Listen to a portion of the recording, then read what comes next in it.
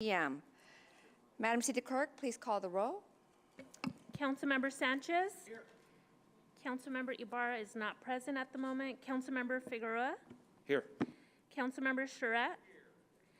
Here. Councilmember Reynoso will be joining us via Zoom in closed session.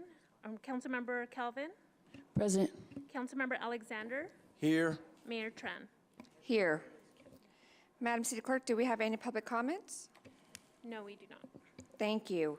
We will now convene into closed session at 5:32 p.m. Thank you.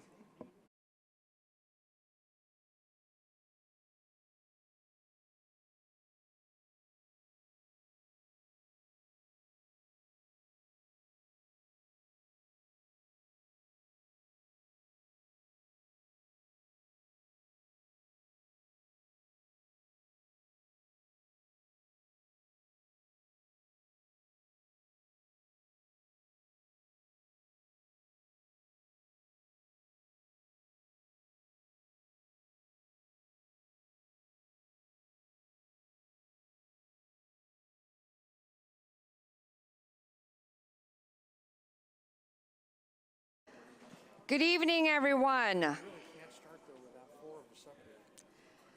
Council members, could you join me on the dais so we have a quorum, please? Thank you.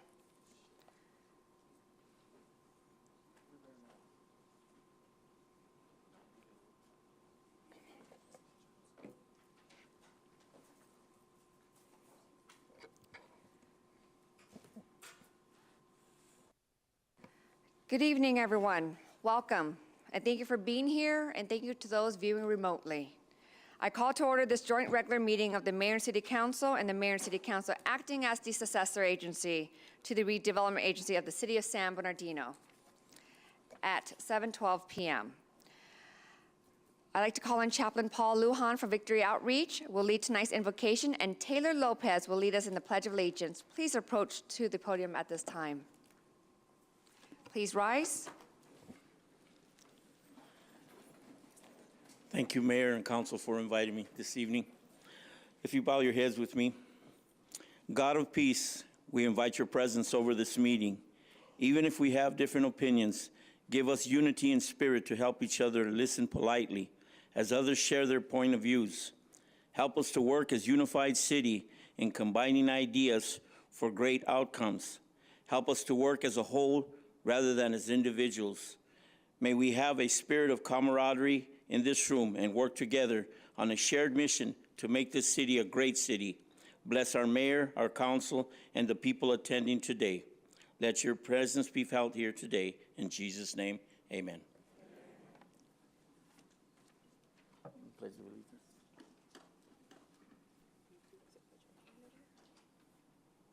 Put your right hand over your heart. Ready? Begin. Pledge allegiance to the flag of the United States of America and to the republic for which it stands, one nation, under God, indivisible, with liberty and Justice for all.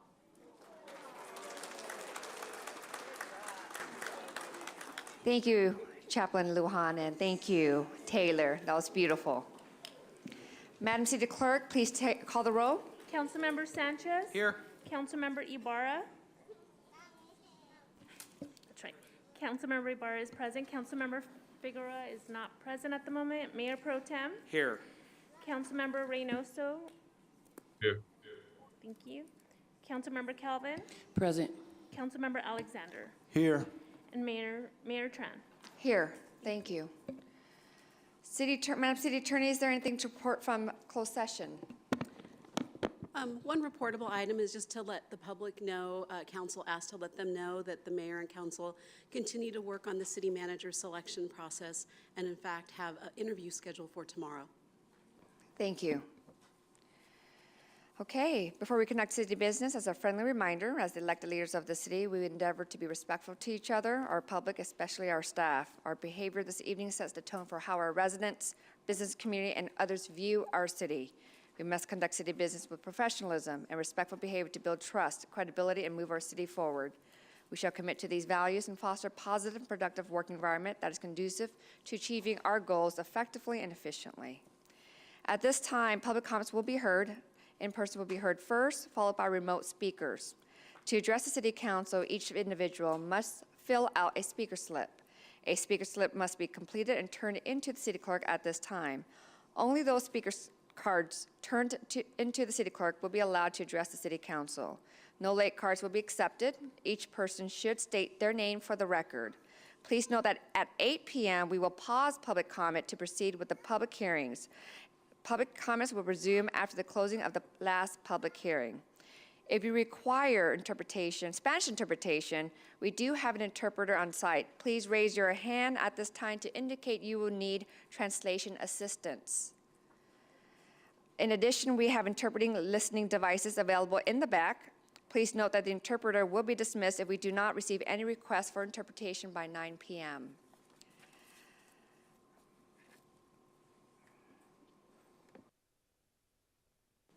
Thank you. En este momento se escucharán los comentarios públicos. Primero se escucharán los oradores en persona, seguidos por los oradores remotos. Para dirigirse al Consejo Municipal, cada individuo debe completar una tarjeta de orador. Se debe completar la tarjeta de orador y entregarla a la secretaria municipal en este momento. Solo aquellas tarjetas de orador entregadas a la secretaria municipal podrán dirigirse al Consejo Municipal. No aceptarán tarjetas tardías. Cada persona debe indicar su nombre para el registro. A las 8 p.m. pasaremos las audiencias públicas y completaremos el resto de los comentarios públicos después de cerrar la última audiencia pública. Si necesita interpretación en español, tenemos un intérprete presente y por favor levante la mano en este momento para indicar que requiere servicios. Tenemos aparatos disponibles para escuchar la Junta en español. Si no recibimos solicitud para servicios de interpretación antes de las 9, el intérprete se retirará. Gracias. Gracias. Thank you. Madam City Clerk, how many speakers do we have tonight? We have 12 in-person speakers, and we also have several Zoom speakers. Thank you. Each speaker will have 3 minutes. Madam City Clerk, please call up the speakers.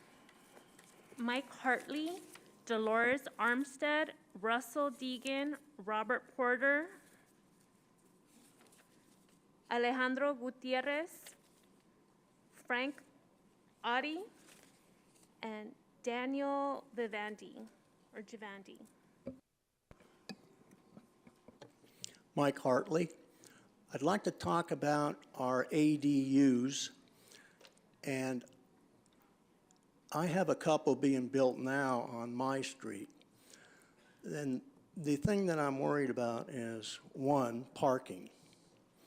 2, code enforcement. Now, the last council meeting, we had a gal who came up who said she rented from PAMA, and PAMA was taking the detached garage and turning it into an ADU. Well, I mean, I guess PAMA can do whatever they want, but PAMA has a history of not following code. And with only 16 code officers out there, we don't have enough. Now that we're on code, today in my area, code went around and gave citations to some travel trailers being parked in front of their house and motorhomes.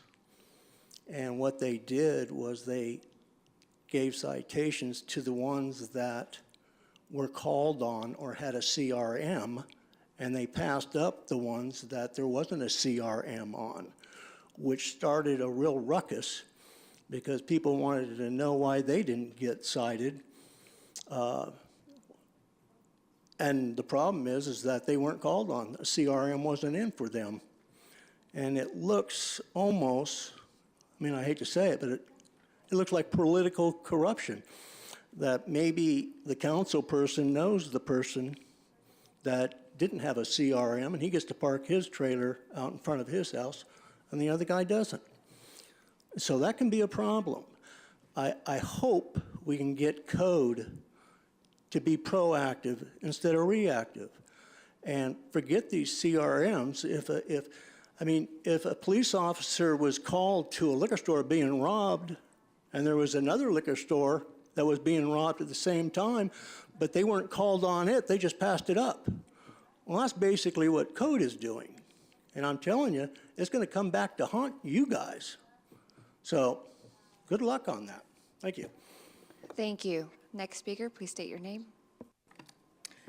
Dolores Armstead, and good evening, everyone. Basically, I just have some questions that I need clarification. I actually do read the packet. Item number 7, we got a Southern California Creative Corps grant award for $100,000 for, I guess it's an artist grant award. And my question is, we're happy to get the grant, but the question is, how are the artists selected? Is there a committee? How is the committee chosen, especially since the art is supposed to depict the cultural, social, and economic achievements of our communities? So who has input on choosing the artist? Is the public involved in any way?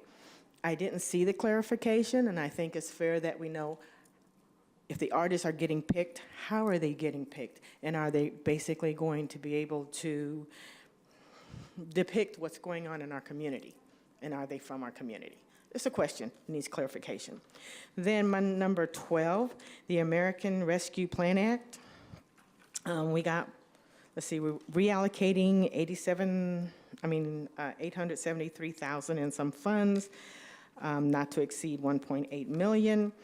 I would like a report on who's receiving the funding. That's a lot of money. I didn't see anything in the documents. Who's receiving the money? There's $3 million for small business and nonprofit assistance grants program. Can we get a breakdown of the grants? Maybe not the people, but we gave away 5 $3 million grants, 6 $10,000 grants. It'd be nice to get the number of businesses and the grant amounts. I think this would be interesting to the public. And then also the Aspen Institute. How is the outreach? How are they outreaching the public and small business? And there are reporting requirements, so what is the status? I didn't see that in the documentation, so it would have been nice to see some of the reporting since they got some funding already, $1 million. What did it do? That's since February last year, so what's happened since February last year with $1 million? I think that would be interesting for us to know. And it's for education and training services. Is that program operating yet? I would love to get that information out if I could get the information. Thank you. Thank you. Next speaker, please state your name. Russell Degnan, and thank you, Mayor and council members. I'm short and brief. I really just given a lot of thanks and gratitude for the leadership. I love what's happening in San Bernardino, but I publicly have to thank Councilman Sanchez. Thank you for coming over. It's been overdue, yes. Damon, I actually spoke to Damon and thanked him personally as well. I have not made a council meeting this summer. I apologize. I wear my dad hat really well, and I got a strong wife, so we've been working at home a little bit too much on Wednesday nights. But hey, thank you very much. I appreciate you showing up. Now you see who we are, and you're always welcome to come by. Chief Goodman, I really appreciate all your leadership. I know we don't get to connect a lot, but our teams are working together. The Project Safe Neighborhood, I know we're not collaborating on one grant together, but you have a PSN, we have a PSN, and your staff reported out in the last quarter check-in, and it was really encouraging to hear him mention not just Operation New Hope, but the VIP teams and how we're collaborating and communicating and working together. So I appreciate that. It's working well. Director Lydia, I know she took off for a quick minute, but our partnership with Parks and Rec is just amazing. It truly takes a team to make the dream work all around here, but we do a lot of collaborating with her team. I do have a couple other staff here that are going to share a little bit more of specific details, but great things are happening there. Carly and Emily, they've been great to work with. I know there was a transition with our community prevention programs. It's been a smooth transition. They kind of came on board right when YRG was wrapping up. I know I've given reports on the amazing beautiful data, but that was just me reporting it. We completed the local evaluation plan, and I really, not putting her on the spot, but I think if that has not been shared and you guys have not reviewed that, I think you guys will see how that youth reinvestment program really made a huge impact, and that was a research completed by an outside researcher, and it's an amazing data that is there for the city of San Bernardino to highlight and brag about. And then that was really it. I see this, we're on the agenda, and so I'm hopeful that it's approved. And Kim, thank you for kind of shouting that out. At the National Night Out last night was beautiful. I wasn't there, but my team was. But if we are approved to do the Youth Workforce program, we are ready to rock and roll, and we give reports out to share how that money is being spent. So a brief, hey, if you know anyone that is 14 to 24 in need of work, send them to Operation New Hope. We have plenty of funding to help them go to work. Thank you. Thank you. Next speaker, please state your name. Robert Porter, resident of San Bernardino, born and raised. Today I'd like to speak about National Night Out and thank the San Bernardino Police Department for their hard work and coming out there in force with the horses, the Bearcat, their incredible personalities, so we get to see how they really are in real life, right? So when we're out there with the 7th Ward table, and Councilman Alexander, did his thing, showed everybody Second Lake, what's going on there. We talked about what's going on in the 7th Ward. I saw almost every council member there. Thank you for showing up. Parks and Rec, incredible job. That was awesome. And the city of San Bernardino in general, all the staff have been doing a great job, and I think they deserve that $5,000 very much so, and I'm glad that that's a thing, you know. I don't know if you guys deserve it yet because you just got a raise, but yeah, if you don't get it, I don't know how that works yet, so I'm gonna figure that one out. I'd also like to mention how strong our people were during that power outage last week and the week before. Man, this is a crazy heat wave. They were going the whole day without power, and they're losing food and everything else, so they really suffered. They made it through, and that just shows how strong our people are. And I hope that in the future we can figure out what those problems are with that, because a whole day's outage for them was really hard, and I kept seeing that a constant on I Love San Bernardino. So if you guys would like to join I Love San Bernardino group, we have 78,000 members, and people put complaints, and they put good things, and they put pictures, and we try to come together as a community. I'd also like to mention that our local businesses need to do a better job of cleaning up the outsides of their properties, especially if they're multi-billion-dollar corporations. I remember back in the day, I believe it was Kimberly Calvin who said that maybe it was Dollar Tree. I thought it was Walgreens, but it was Dollar Tree, where you said that it was a problem with them keeping their parking area up. Well, similar things are happening at the Dollar Tree on Waterman and Baseline and on Highland and Del Rosa. So these places, they make a lot of money off of San Bernardino selling us drugs. At least we can make that area look nice with landscaping that's properly watered and some, cleanup, and maybe we can help them with PD in the trespassing issues during the evening when they have too much homeless living on their properties. Last thing I'd like to mention is 4th Street.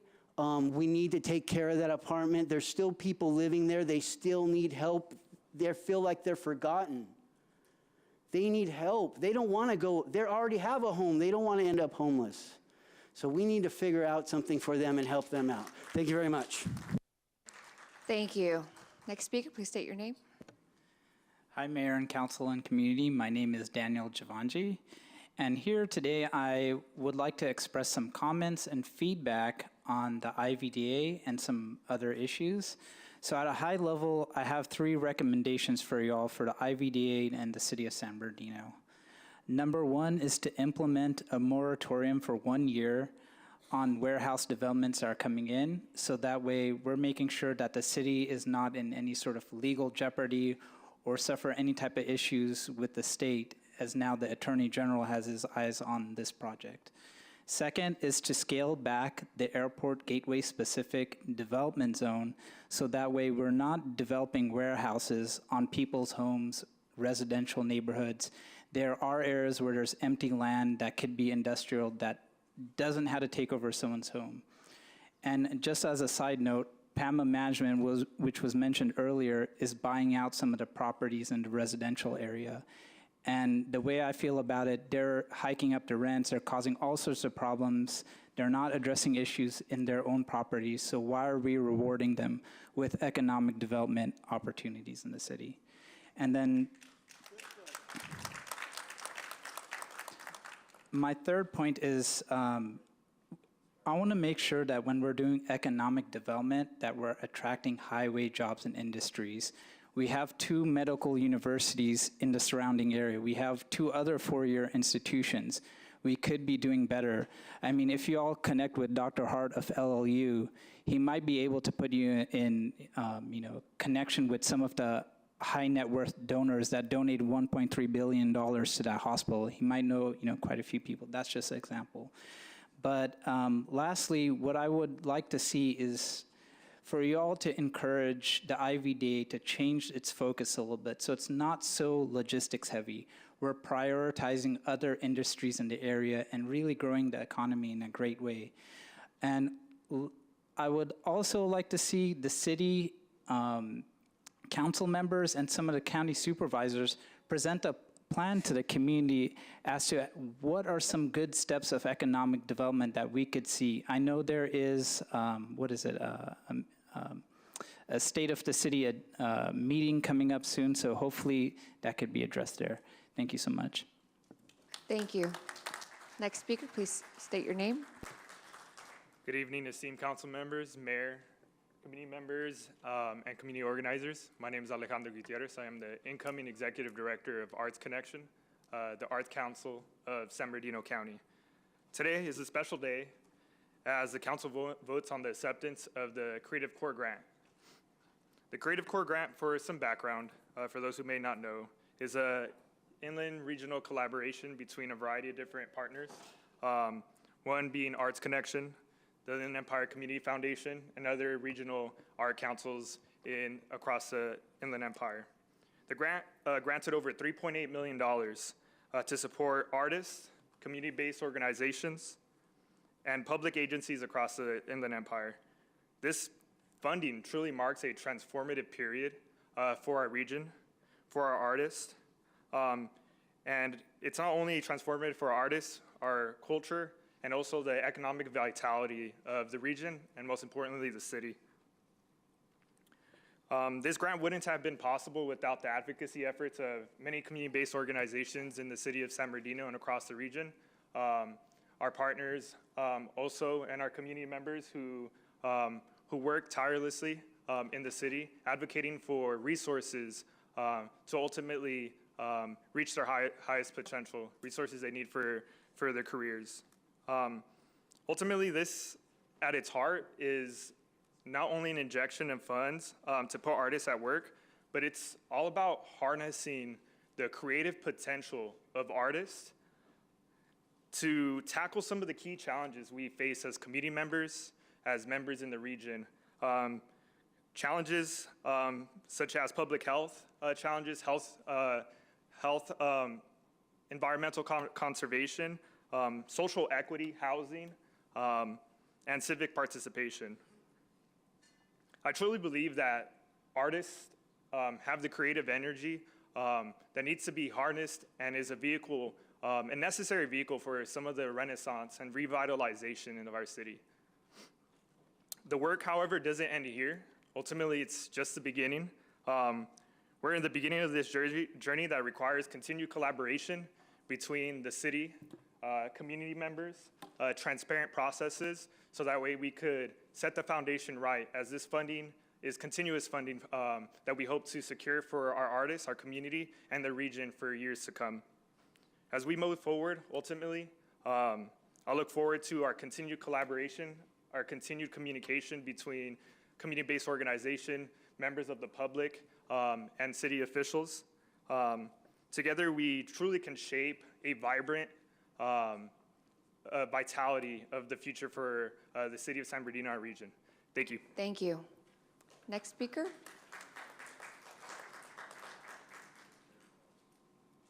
Please state your name.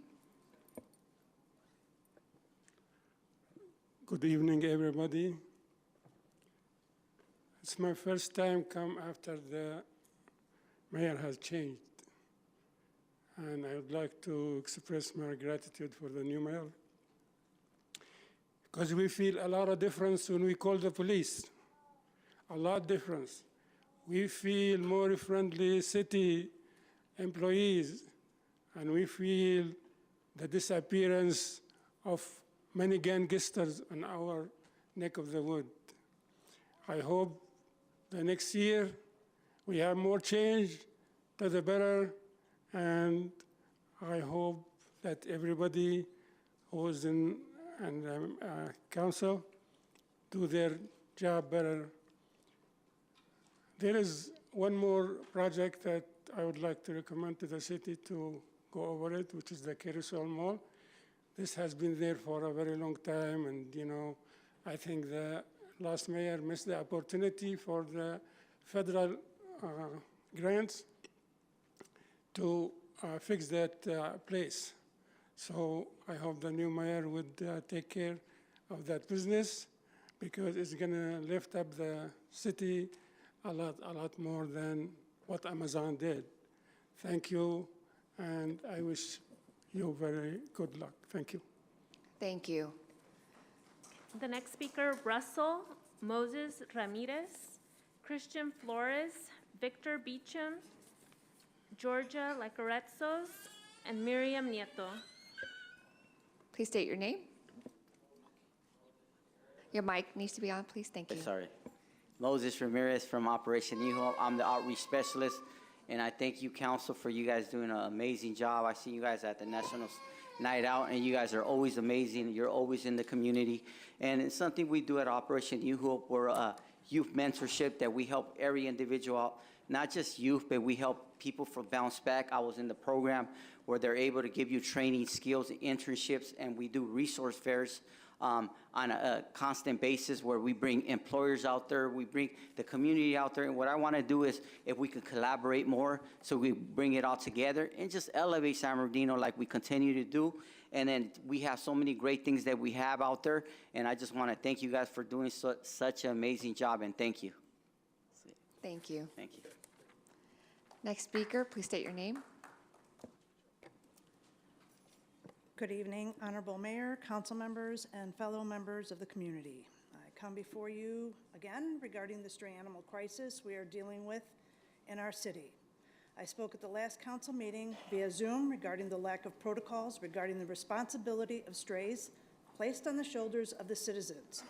Today, I saw a young female pup, Olivia, kennel ID number 553671, recently brought in as a stray and found to have been in a foster to adopt agreement with evidence of giving birth. She was not spayed after leaving the shelter. People have also stated that they have adopted out but never had shelter help with surgery, nor followed up to see if they were altered. How does this happen in our situation? It doesn't. In fact, it is contributing to the mess because this dog had a litter of puppies that are nowhere to be found. I hope that Animal Services investigates what's happened and ensures that this never happens again, because it seems that not only are the citizens not following the law, neither does Animal Services. How can anyone say they are doing everything possible when this is happening? I am tired of the scripted responses I get regarding no veterinarians, etc., when our county has contracted with a local veterinarian to vet their animals at Devore and Big Bear Lake. Why have we not looked at all our possible options? We cannot just do nothing. How have we been using millions from the generous grants we received from Sam Wanwell? Where do I find an accounting of how this money has been spent? I still haven't seen the mobile vet I asked about many months ago, which could have at least been staffed with technicians to vaccinate and chip the animals, starting in the homeless camps, where animals are breeding and in deplorable condition, some in cruel and appalling situations. If only Animal Services had a presence in our city. Is this shelter not adequately funded? Is this the problem? We continue to ignore the suffering of these sentient beings far too long, and we must do something. Does everyone here realize this is happening? So many are exhausted and there's no end in sight. Rescues are not funded and rely on donations that have dwindled. And with over 200,000 residents, not enough are stepping forward to foster these animals as they will continue suffering until their death, while more come in. Where can I find how many citations were given this year so far for failure to spay and neuter? How many for this last year? Where can I find how many charges were filed against those who have committed crimes of cruelty and neglect punishable by law? I know of at least one that was ignored by Animal Services. Many of us do not want our tax dollars spent to kill these animals when there are major flaws in our system. I will continue to fight until we are zero kill and stop killing for space. Thank you. Next speaker, please state your name. My name is Victor Beecham. I'm from Operation New Hope. I'm also a part-time resident of San Bernardino. I grew up here. And I just wanted to come and address some of the good things that are happening. I want to thank Councilman Sanchez and Alexander, as they have been coming out, and Councilwoman Calvin, and as well as yourself, Mayor, how you guys have rallied around what we're doing and supporting us. And not just seeing you here and there, just seeing you in the community. It really is encouraging for the youth to see people in office showing concern, being present. So I want to just tell you thank you so much for that. But also to give you an update on our Summer Splash and our resource events. We had an awesome time at Encanto Park. I know it as the Boys Club. It was an awesome event. We had hundreds of kids come out. We had full-out water gun, water balloon fight. We bought water guns and barrels of water balloons, and we gave out thousands, tens of thousands of dollars worth of Amazon boxes that were donated to us. So definitely appreciating what Amazon has done for our community, and just showing gratitude. I want to let the chief know that his officers are real receptive, because I've been pulling them over and making introductions and letting them know that Operation New Hope is somewhere when they find youth that want difference and want to change and they want to get a job, they can come to Operation New Hope. If they need some help with education, if they need to build up resumes, that's what we're doing. We're making a difference one day at a time, one step at a time, one life at a time. But without the funding, without the support that you all are thinking to give and that has already been given, we couldn't do this. So I just want you to know that Parks and Rec, the DA, Volunteers of America, they're all rallying around, different agencies coming together, and that's starting to be the trend. Agencies coming together to make a difference, and I know that as a city, when you have a lot of agencies coming together with the support of the city, we can make a difference, and that's what's taking place. Our numbers are increasingly going up because of the work incentives and the on-the-job training. We've had individuals become gainfully employed, that they can help single mothers pay the bills, that they can be a mentor for their little brother, so they're not looking to the streets. And the parks are a beautiful place to be now. I've been going out in the evenings, and I hope that it's not just a summer thing, but the good trend continues. God bless you, and thank you. Thank you. Next speaker, please state your name. Hello, everyone. My name is Christian Flores, community organizer with Inland Congregations United for Change, part of the Inland Regional Housing Justice Coalition, Just San Bernardino Coalition, Something Better for San Bernardino, and other spaces as well. I'm here to thank Councilmember Ben Reynoso for prioritizing, tabling, and continuing the conversation in regards to rent stabilization options and tenant protections in the city of San Bernardino. I know last time this came up, we had representatives from the Apartment Owners Association and Mobile Homeowners Association who, although they expressed concern over rent control in terms of the implementation, they supported the options for tenant eviction protection programs and rental assistance programs as a means to help combat that issue. On the flip side, I'm also here to speak in favor of repealing or removing the crime-free housing ordinance as it stands within the housing element for the city of San Bernardino. At least in regards to how that would conflict with existing laws around mobile home parks. If a mobile home park tenant or resident is in violation of one of their park rules or anything on their contract, they have the ability to correct it, and they won't be evicted for it or face I guess ramifications on that level unless they have 3 of the same violation within a 12-month period. Whereas according to the crime-free housing ordinance, there isn't a means to correct it, as well as them being denied their due process in regards to, or in the face of unproven claims that somebody's damaging the property or they have unruly behavior or something like that, which also creates problems down the line if in that case, law enforcement has to break in to the unit to be able to evict folks, because then the responsibility of who has to pay for the repairs of that unit aren't something that want to be faced by landlords or the police department. And these are just some of the things that it conflicts with, at least in regards to mobile home parks. But I'm sure many of our other community partners can speak to other levels of discrimination that allows for people to basically employ and weaponize against their own neighbors. Thank you.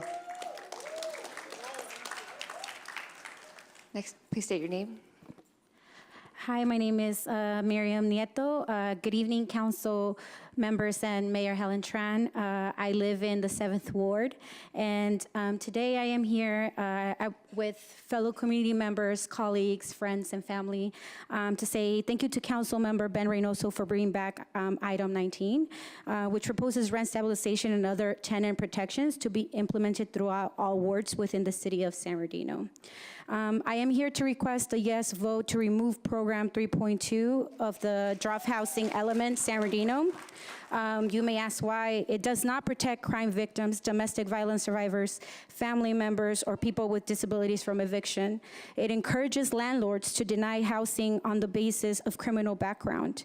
It singles out tenants for law enforcement scrutiny, economic and racial profiling, and it does not offer a fair appeal process.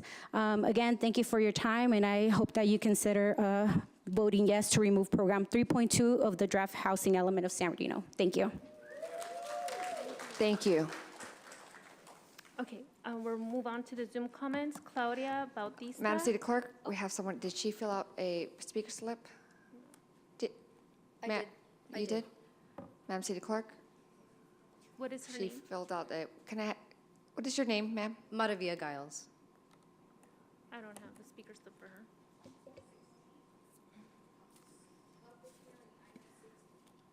Is it for public hearing, item number 16? Yes, yeah. Okay, so when we go to public hearing, we'll be calling your name up. Okay. During the public hearing. Thank you.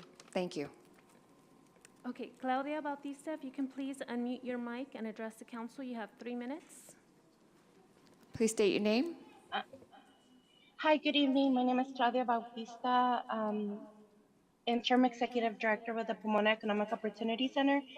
I am here to support the Entrepreneurship Resource Center, item number 12 on the agenda. We believe that these resources will be really helpful for the community, and with the right partnerships, the Resource Center can definitely make a big difference in the lives of immigrant workers and street vendors in San Bernardino. Thank you so much. Thank you. Okay. Jessica Alcocer, if you can please unmute your mic. You have 3 minutes to address the council. Please state your name.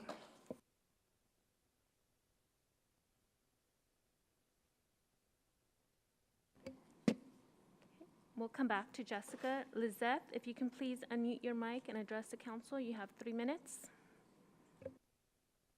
Hi, good evening. My name is Lizeth Mendoza with Inland Coalition for Immigrant Justice, also known as ICHJ. I'm the Economic Justice Director and here also with in support of the Entrepreneurial Resource Center, also known as ERC on item 12.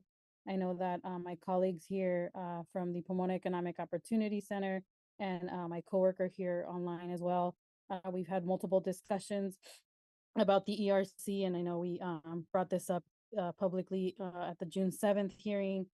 We've continued discussions and we'll continue them offline as well to ensure that our communities are included in the ERC. And so we're happy to support this today. We know that it's one of the steps that the city, one of many steps that the city can take to support entrepreneurs, including the most vulnerable, like we said before, who are street vendors, domestic workers, and day laborers, who we see every day throughout our neighborhoods, whether it's the north side, south side. We're happy to see that they are, they've been part of this community for decades, as far back as we can register. And so it's time that, the city invest in something tangible, which is, again, the ERC. And we hope that one day that ERC is also connected to the Worker Center that we've been asking for almost 2 years. And so I'm happy to, again, continue the planning, see the programmatic metrics and all of that you will include in the ERC.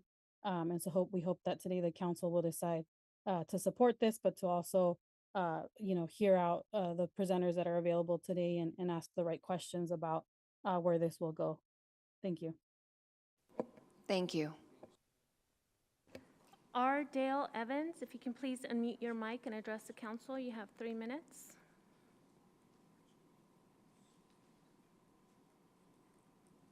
No comments. Going back to Jessica Alcocer, if you could please unmute your mic and address the council. You have 3 minutes.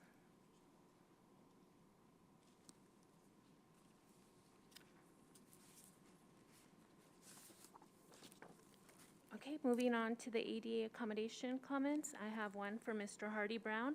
This is for Agenda 12, American Rescue Plan Act. Funded Entrepreneurial Development Services and Resource Center discussion. While I am in support of what the EDSR Center and the Aspen Institute at CSUSB are doing, I am not in support of what I read in the discussion report. Questions: will San Bernardino City be funding businesses in other communities? Are these other cities putting in their fair share? If so, how much? Who is on that advisory board, if they have one? How are they selected? What is their definition of a small business? On page 453, concerning American Rescue Funds, on the agenda it states, the following programs and activities from the Inland Empire Center for Entrepreneurship at California State University, San Bernardino will provide resources and support for entrepreneurs and small business owners located in the city of San Bernardino. The goal is to aid aspiring and existing small business owners through business counseling and specialized business assistance programs to help them recover from the ongoing and residual effects of the pandemic and build sustainable resilience to navigate and survive future economic challenges. This is good. Yet on page 454, it states they will address disparities in small business ownership and entrepreneurship through a deliberate focus underrepresented groups in the city and as appropriate surrounding communities, an example, Rialto, Highland, Colton, Redlands. I need to see in writing how much these other cities are giving in this program. We must stop giving away money to build up communities around us while our city becomes poverty-stricken and passed over for new business development. Everyone says our city has potential. I know we have potential. All we need is for you, the council, to provide the leadership. I have seen it in you. If you would only stop arguing and fighting each other in public and focus on trusting each other and believing in your staff. According to your finance department budget report, the city is in a good financial shape. The police department is on a good roll with the new chief, and even with the recently filed lawsuit highlighting racial discrimination, it brought out into the open what I knew was going on. The streets and parks are being cared for, so do not give our money to other communities. Let me conclude my comment with this example. The city and school district defunded the San Bernardino Boys and Girls Club on 9th Street, yet the school district just gave the Redlands Boys and Girls Club $480,000 to provide services to our youth for 1 year. And then he provided some backup for his public comment. These were all provided to you, hard copies on the dais, and they're available online for review. That concludes public comment. Thank you.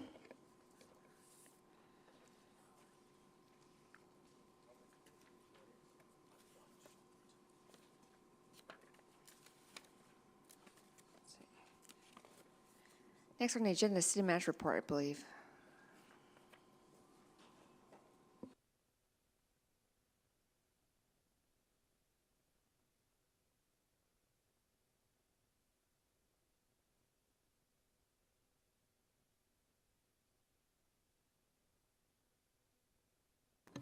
Good evening, Honorable Mayor and City Council members. Brief City Council member, City Manager report for you.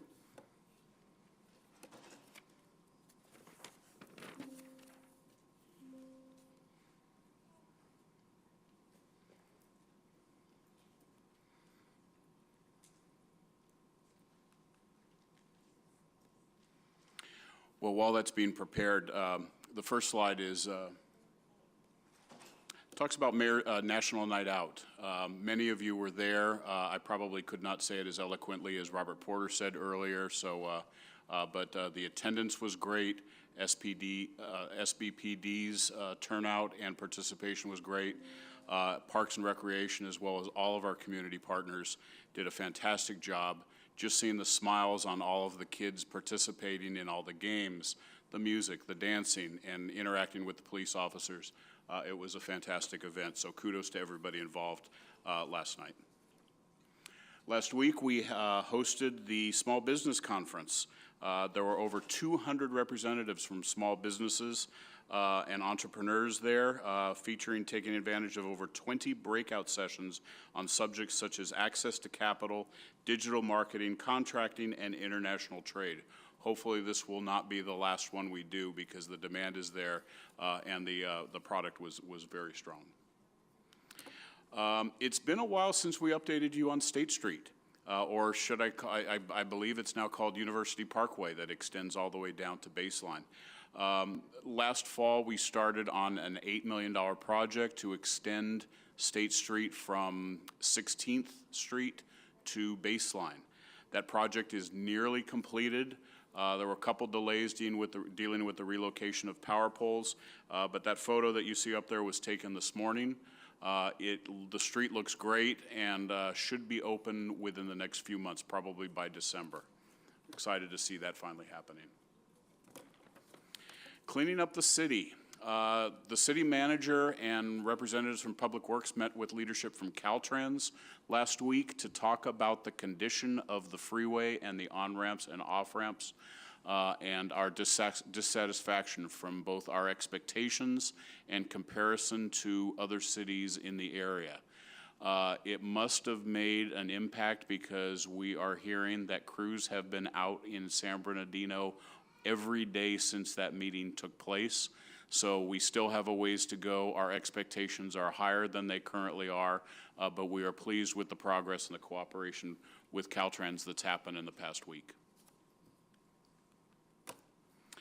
August is Clear the Shelters Month at the animal shelters. The animal shelter currently has over 250 dogs. They have plenty of cats, and this is kitten season, so plenty of kittens. Adoptions for the month of August are only $25, which includes spay-neutering, vaccines, and microchips. And if a dog or a cat is not what you're looking for, I was told by Director Chris Watson that today they took in 4 snakes and 3 tarantulas. So if you are not interested in dog or cat, we have other options for you at the animal shelter. Almost there. This weekend is Little League Baseball weekend in San Bernardino. The Little League World Series Western Regionals start on Saturday, the 5th. And I wanted to congratulate the team from Bend, Oregon, who the young ladies won the softball regional this past weekend and will be going to the softball World Series. So the games are free to attend. They last throughout the next week, so please make your plans to attend and support the kids at the Little League World Series. It's a big draw for San Bernardino, and it's a great time to be out there. And finally, the last thing I have is the report for contracts that were signed in excess of $40,000 by the city manager, agency directors, or directors. There were 2 recent contracts. One was a $40,000 contract signed by Public Works Director Hernandez for an emergency storm drain repair on 5th Street, just east of Mountain Avenue. And on July 1st, Parks Director Lydia Gutfeld signed a contract with Cisco Food Services for the Senior Nutrition Program food and consumables. It comes from grant funding and in the amount of $41,900. And with that, that concludes my report. I just have to reiterate one more time, tarantulas and snakes are available at the Animal Services Shelter. Thank you very much. Thank you, Jeff. Mr. City Manager, do you have anything to add? Okay, thank you. All right, now it is 8:01 p.m., so we are going to move into public hearing. We're going to start with item number 14, public hearing on annexation number 35 to Community Facilities District 20191. This is in the 2nd Ward. The public hearing to consider annexation proceedings and elections for City of San Bernardino Community Facilities District number 2019-1 Maintenance Services annexation number 35 is now open at 8:02 p.m. Do any council members wish to hear the staff report? Okay, thank you. Do any members of the council have any questions or staff to wish to, or wish to make any comments? Seeing none, we will now receive comments, protests, and questions from any persons in the audience who wish to speak on this matter. Each person may address the City Council for a maximum of 3 minutes. Please submit your speaker slip to the City Clerk. We do not have any public comments for number 14. Thank you. Has the City Clerk received written protests? I have received 0 written protests.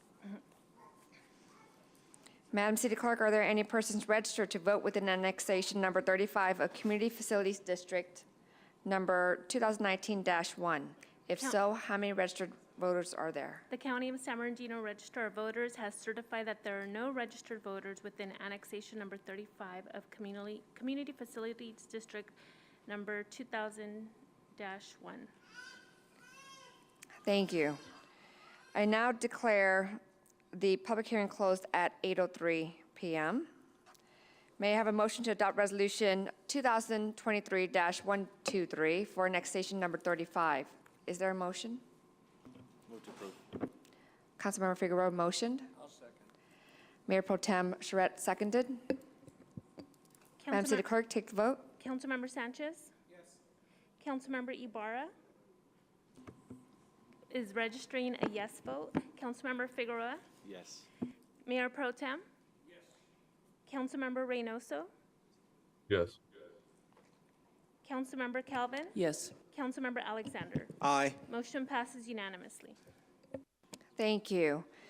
May I have a motion to adopt resolution 2023-124 for annexation number 35? Mayor, I just need to read this statement. The official ballot has been open and all votes are in favor of the proposition presented on the ballot, and the election is now closed. Thank you. May I have a motion to adopt resolution 2023-124 for annexation number 35? Motion by Mayor Pro Tem Charette, seconded by Councilmember Figueroa. Councilmember Sanchez? Yes. Councilmember Ibarra has registered a yes vote. Councilmember Figueroa? Yes. Mayor Pro Tem? Yes. Councilmember Reynoso? Yes. Councilmember Calvin? Yes. Councilmember Alexander? Aye. Motion passes unanimously. Thank you. I would now ask for a motion to waive further reading and introduce by title only ordinance number MC 1617. Is there a motion? Move it. Is there a second? Second. Motion by Mayor Pro Tem Charette, seconded by Councilmember Figueroa.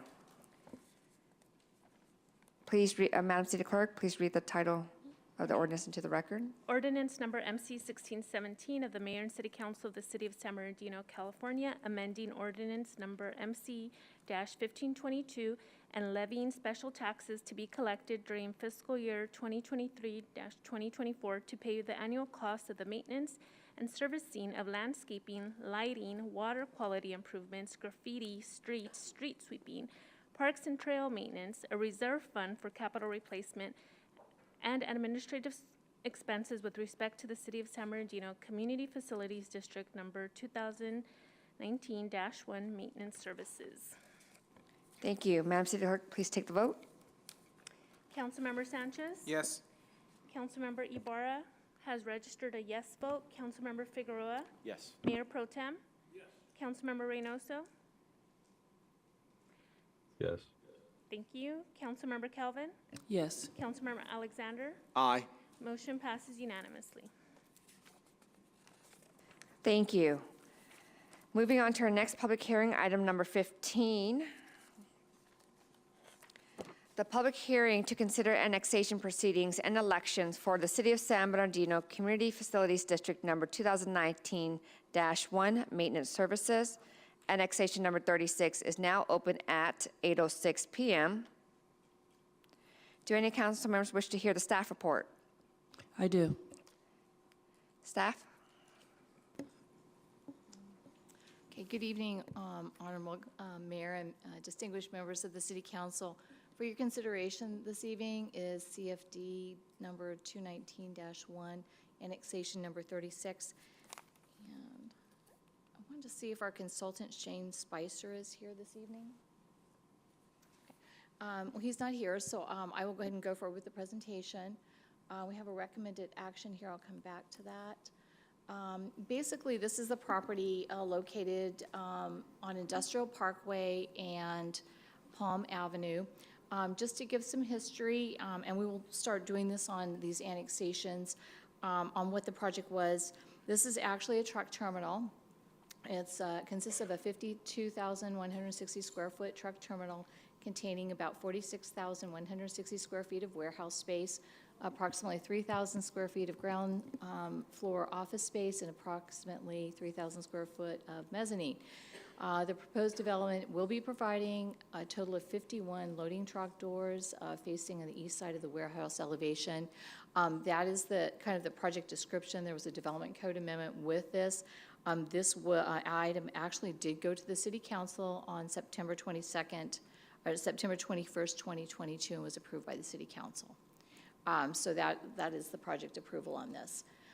So with these projects, and like the one before, the property owner requests the annexation into the Community Facilities District, and this covers various maintenance services that are provided of the public improvements. In fact, that numbers, so number 30, annexation number 36 has 2 parcels and 2 APNs. On June 22nd, the City Council did adopt the resolution of intention to do the annexation, so that has gone through the first step of the process. We've gone through the process of determining what the annual levy will be. It's $1,261 per acre for a special tax A, and it will be included as part of the Community Facilities District number 219-1 as tax zone 37. If you'll note, the CFD encompasses a number of properties throughout the city, so they are separated out by zones. All of the annual taxes are determined on a project-by-project basis based on Proposition 218. The services that we are looking at for this particular property could include median landscaping, other public improvements within the right-of-way, public lighting, street lights and traffic signals, maintenance of streets, including pavement and street sweeping, as well as the maintenance and operation of water quality improvements, including storm drain and flood protection facilities. The funding actually through the special tax also pays for the administrative expenses and the collection of fees and any consultant fees for calculating the actual assessments.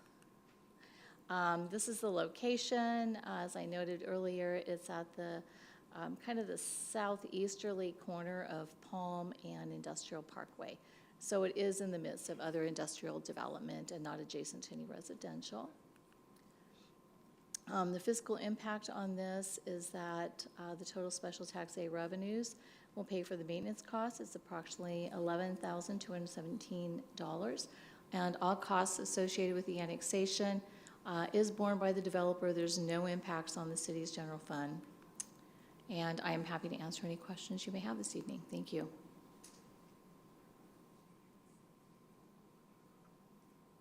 Thank you. Do any members of the council have any questions of staff or wish to make any comments? Seeing none, we will now receive comments, protests, questions from any persons in the audience who wish to speak on this matter. Each person may address the city council for a maximum of 3 minutes. Please submit your speaker slip to the city clerk. We have not received any speaker requests for this item. Okay, thank you. Has the city clerk received written protests? I have received 0 written protests. Madam City Clerk, I do see someone approaching the podium.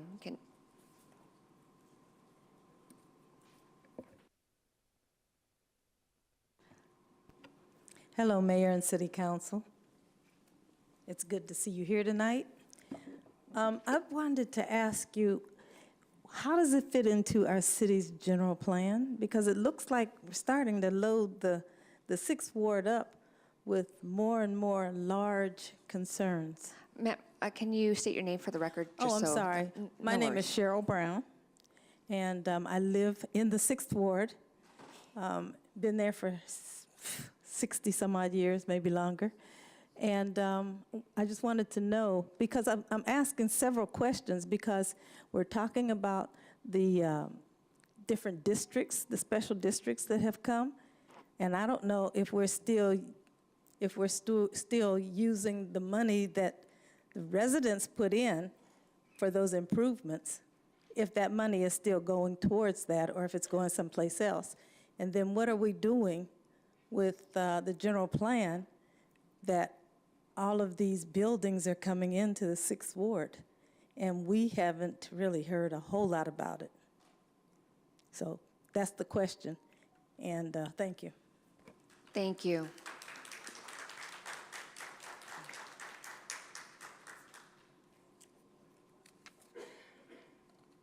Madam City Clerk, are there any persons registered to vote within annexation number 36 of Community Facilities District number 2019-1? If so, how many registered voters are there? The County of San Bernardino Register of Voters has certified that there are no registered voters within annexation number 36 of Community Facilities District number 2019-1. Thank you. I now declare the public hearing closed at 8:13 p.m. May I have a motion to adopt Resolution 2013-125 for annexation number 36? Is there a motion?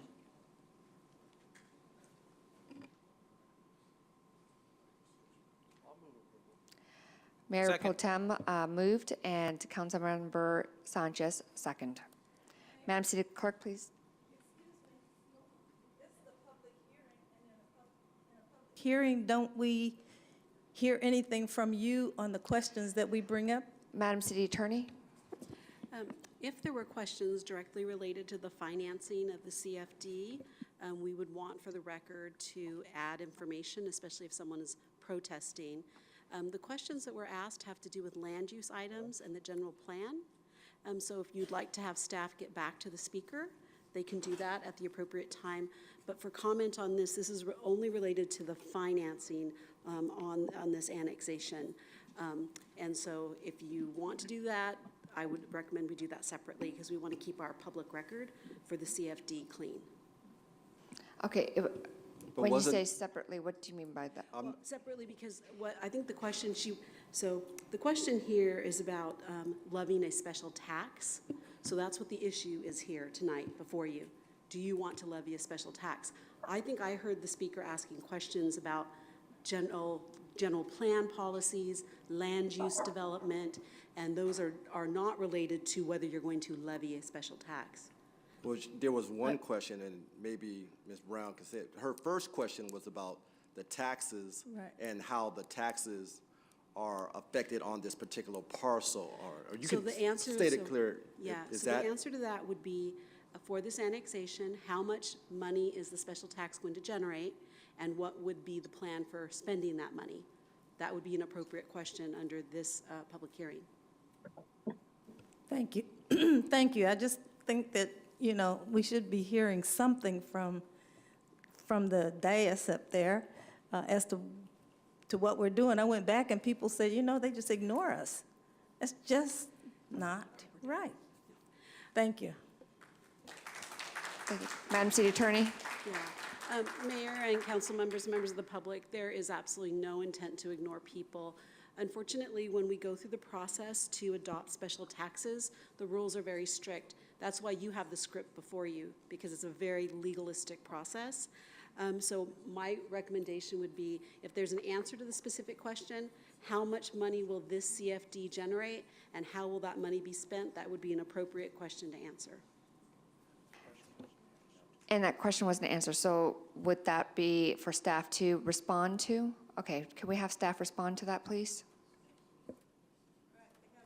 The question, yeah, on the finance question. So for the special tax, if the city council were to approve this levy, what is the estimated generation of revenue? And what would those monies be used for? So the revenue, I can go back on the slide, was about $11,000 coming in annually. Each of that, all of that money collected goes to complete the maintenance of the various components for that particular property. So whatever maintenance is needed, the stormwater work that's needed, that's where that money goes into. It doesn't go into the general fund. It doesn't fund anything else. It just goes to pay those particular items under the CFD. And when we create these CFDs for commercial and industrial properties out throughout the city, it is so that we can ensure that they're receiving the proper services for maybe lighting, street lighting, any landscaping that the city might be or contractors are maintaining, making sure the storm water runoff and the facilities are being covered appropriately. And by pursuant to Proposition 218 that was enacted back in the late 90s, we're required to very carefully monitor and calculate how these expenses are incurred and how the special taxes are placed on these properties. And that's why you see each individual property coming in for annexation, because we cannot use those funds for another property in the city, and we cannot use those for our general operations. We have to show that the actual cost for overseeing the work done and the administrative costs are very clearly outlined. Does that answer your questions on that? Okay. Thank you. Welcome. Madam City Clerk, do I proceed with the motion part of it, or do I need to? There was a motion by Councilmember Charette and seconded by Councilmember Sanchez to adopt a resolution 2023-125. I can proceed to take the vote. Okay, please. Councilmember Sanchez? Councilmember Ibarra has registered a yes vote. Councilmember Figueroa? Mayor Pro Tem? Councilmember Reynoso? No. Councilmember Calvin? No. Councilmember Alexander? Aye. The motion passes 5-2 with Councilmembers Reynoso and Calvin voting in opposition. Thank you. May I have a The official ballots have been opened and all votes are in favor of the proposition presented on the ballot, and the election is now closed. Thank you, Madam City Clerk. May I have a motion to adopt Resolution 2023-126, annexation number 36? Is there a motion? I'll move it. Is there a second? Second. Mayor Pro Tem Charette, motion, seconded by Councilmember Sanchez. Councilmember Sanchez? Councilmember Ibarra has registered a yes vote. Councilmember Figueroa? Mayor Pro Tem? Councilmember Reynoso? No. Councilmember Calvin? No. Councilmember Alexander? Aye. Motion passes 5-2 with Councilmember Reynoso and Calvin voting in opposition. Thank you. I would now ask for a motion to waive further reading and introduce by title only ordinance number MC 1618. Is there a motion? I'll move it. Is there a second? Second. Motion by Mayor Pro Tem Charette, seconded by Councilmember Sanchez. Okay, ordinance number MC 1618 of the Mayor and City Council of the City of San Bernardino, California, amending ordinance number MC 1522 and levying special taxes to be collected during fiscal year 2023-2024 to pay the annual cost of the maintenance and servicing of landscaping, lighting, water quality improvements, graffitis, street sweeping, parks and trail maintenance, a reserve fund for capital replacement and administrative expenses with respect to the City of San Bernardino Community Facilities District number 2019-1 maintenance services. Councilmember Sanchez? Yes. Councilmember Ibarra has registered a yes vote. Councilmember Figueroa? Yes. Mayor Pro Tem? Councilmember Reynoso? No. Councilmember Calvin? Yes. Councilmember Alexander? Aye. Motion passes 6-1 with Councilmember Reynoso voting in opposition.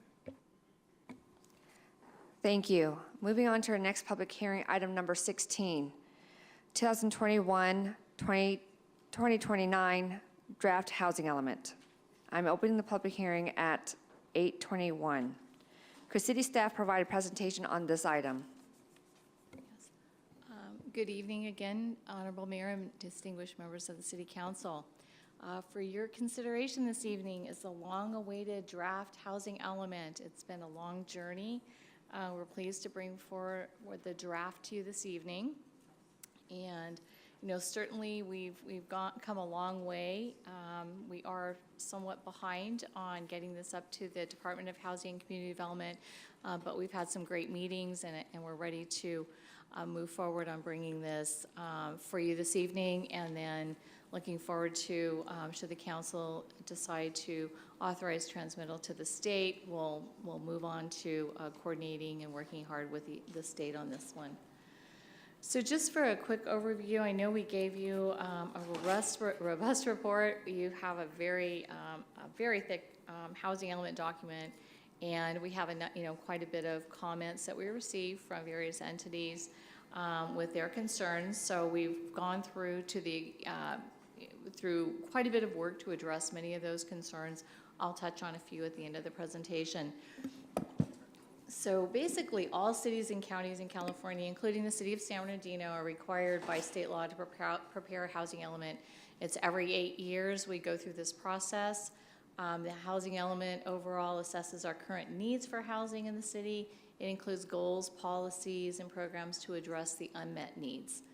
The housing element, importantly, must comply with state and federal regulations and is reviewed for compliance by the California Department of Housing and Urban Development. Just the background, we started this adventure in 2020 where we hired PlaceWorks Incorporated to prepare the comprehensive general plan update. So they are also going through the comprehensive work of all the components of the general plan, as well as the housing element. In 2022, we did a number of workshops that encompassed the entire general plan, including the housing components. And then to address, getting the housing element in sooner, we completed that portion and put it out for a 30-day public review period from May to June of 2023. And that's when we started receiving the bulk of the comments that are included in your packet this evening. The city's public participation program included visioning workshops, committee workshops, website presence, stakeholder consultations, and then to provide even additional opportunities for community comment. We conducted 3 additional workshops this past month on the 17th, 18th, and 20th. Can I get water?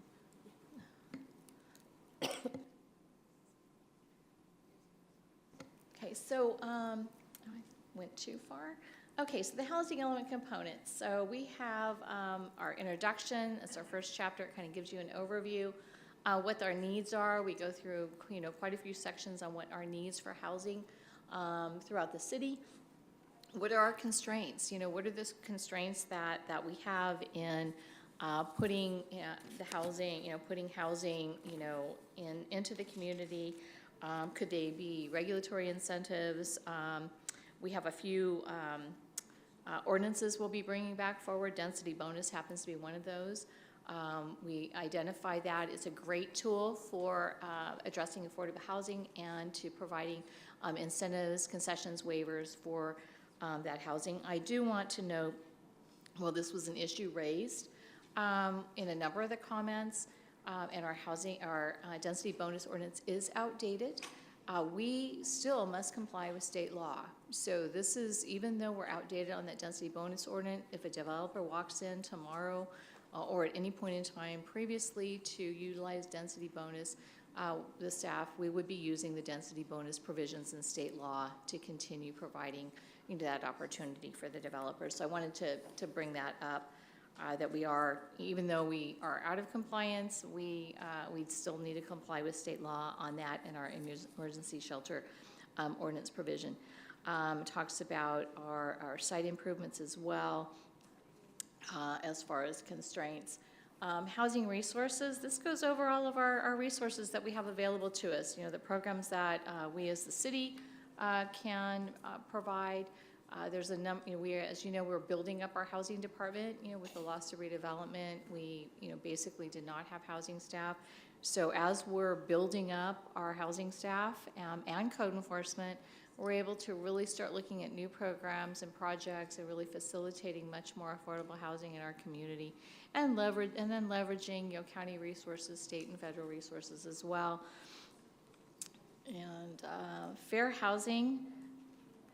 Fair housing is a very important component that we do analyze. We're required to provide fair housing services through our Community Development Block Grant Program.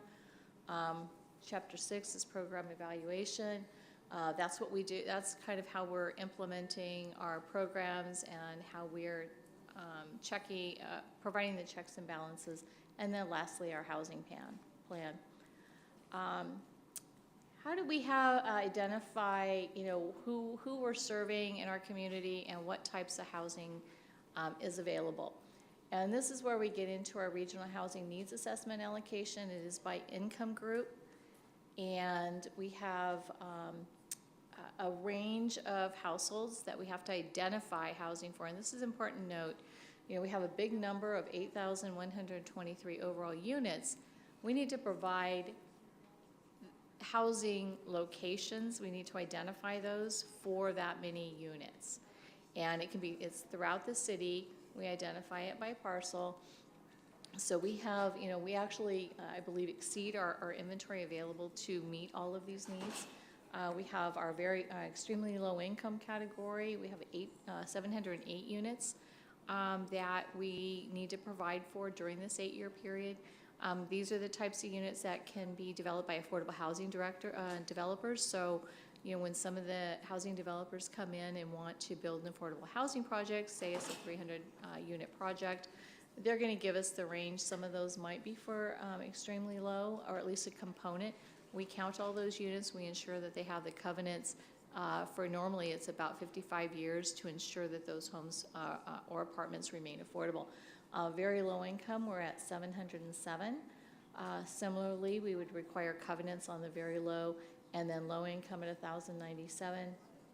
And then it is important to look at a range of housing in our community. We want to have low income housing, we want to have moderate income housing. We do have 1,448 units for moderate income, and then above moderate income, 4,163. We want to have unaffordable housing here as well. I should put a caveat there, because almost all housing, it seems to be becoming unaffordable to different segments. But we do want the higher income housing that goes with jobs attraction and supporting economic development. So it's important to have a good mix in our community. This is our RENA status summary. I've included that in your packets as well. It kind of shows what's in the pipeline. What do we have? So we do actually have some projects coming up. about, let's see, our total about a couple thousand, about 2,800 units.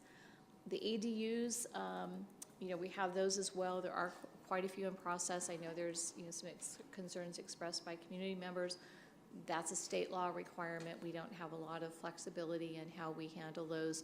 We just have to make sure they're meeting the requirements that are outlined in the laws that we have. And then you can see we have existing vacant land. We have surplus sites, so we're currently going through process with the Surplus Land Act to identify some of the properties. We've had some affordable housing developers that have submitted proposals for us. We will be taking those forward. I think I had just signed some letters going out for a few of them, and we'll start in the next steps. We'll be starting the negotiation of what their project's going to be like, and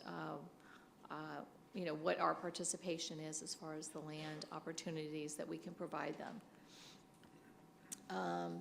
So our goals, facilitate and improve the development of safe, high-quality housing that's diverse in housing type, unit, tenure, affordability levels, and locations for all. So I think that's our first goal. The second one is to reduce, mitigate, or remove governmental or non-governmental constraints to the production, maintenance, and improving of housing.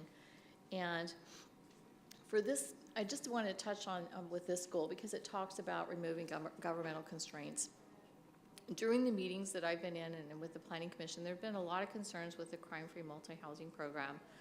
And so I just wanted to kind of hit that as a highlight. It's a program that was developed during the, I want to say, late 80s, early 90s. There was, very important reasons for creating that program.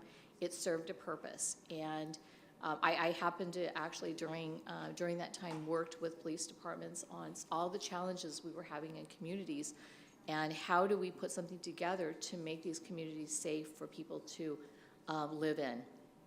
And honestly, safe for our police and fire officers to actually go into those areas. So it was a very important program for that time, but as we know, times change, and with these programs, it's been in existence for a long time. There have been concerns raised by the community, and it's important for us to consider those. There are changes in state and federal law. We have to address those as well, and our ordinance is out of compliance. What we are doing with the housing element is there is a component in our programs is to update that ordinance. I know the council has already provided that directive, I believe, prior to my joining the city. But our intent is we've been working with police and code enforcement to see, are there some components that actually, could help? Could we provide some landlord training? Could we do some exterior inspections of the building just to make sure things are being maintained? So there might be a few components that are really good to keep. We'll get into that as we review the ordinance, but this housing element doesn't approve or deny that ordinance. It just references it in the document. So, and it talks about making, some revisions to that ordinance. And we're required to do that for state law. We'll be exploring some timeframes to bring that back to you, probably in the next, I'll say 3 months. I have quite a few items to bring forward to you.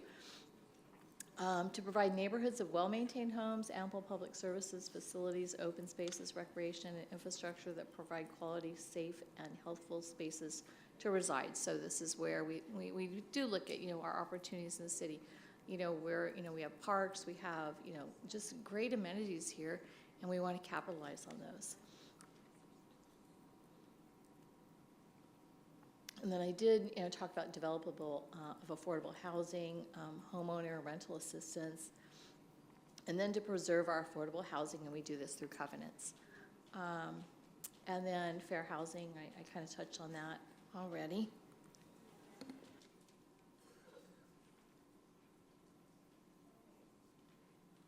So, before I go into next steps, we do have quite a few public comments in here, so I did want to, acknowledge those on the record. And I just wanted to ask the city clerk if we received any other comments that we haven't already provided council. Sometimes people will bring something in right before the meeting.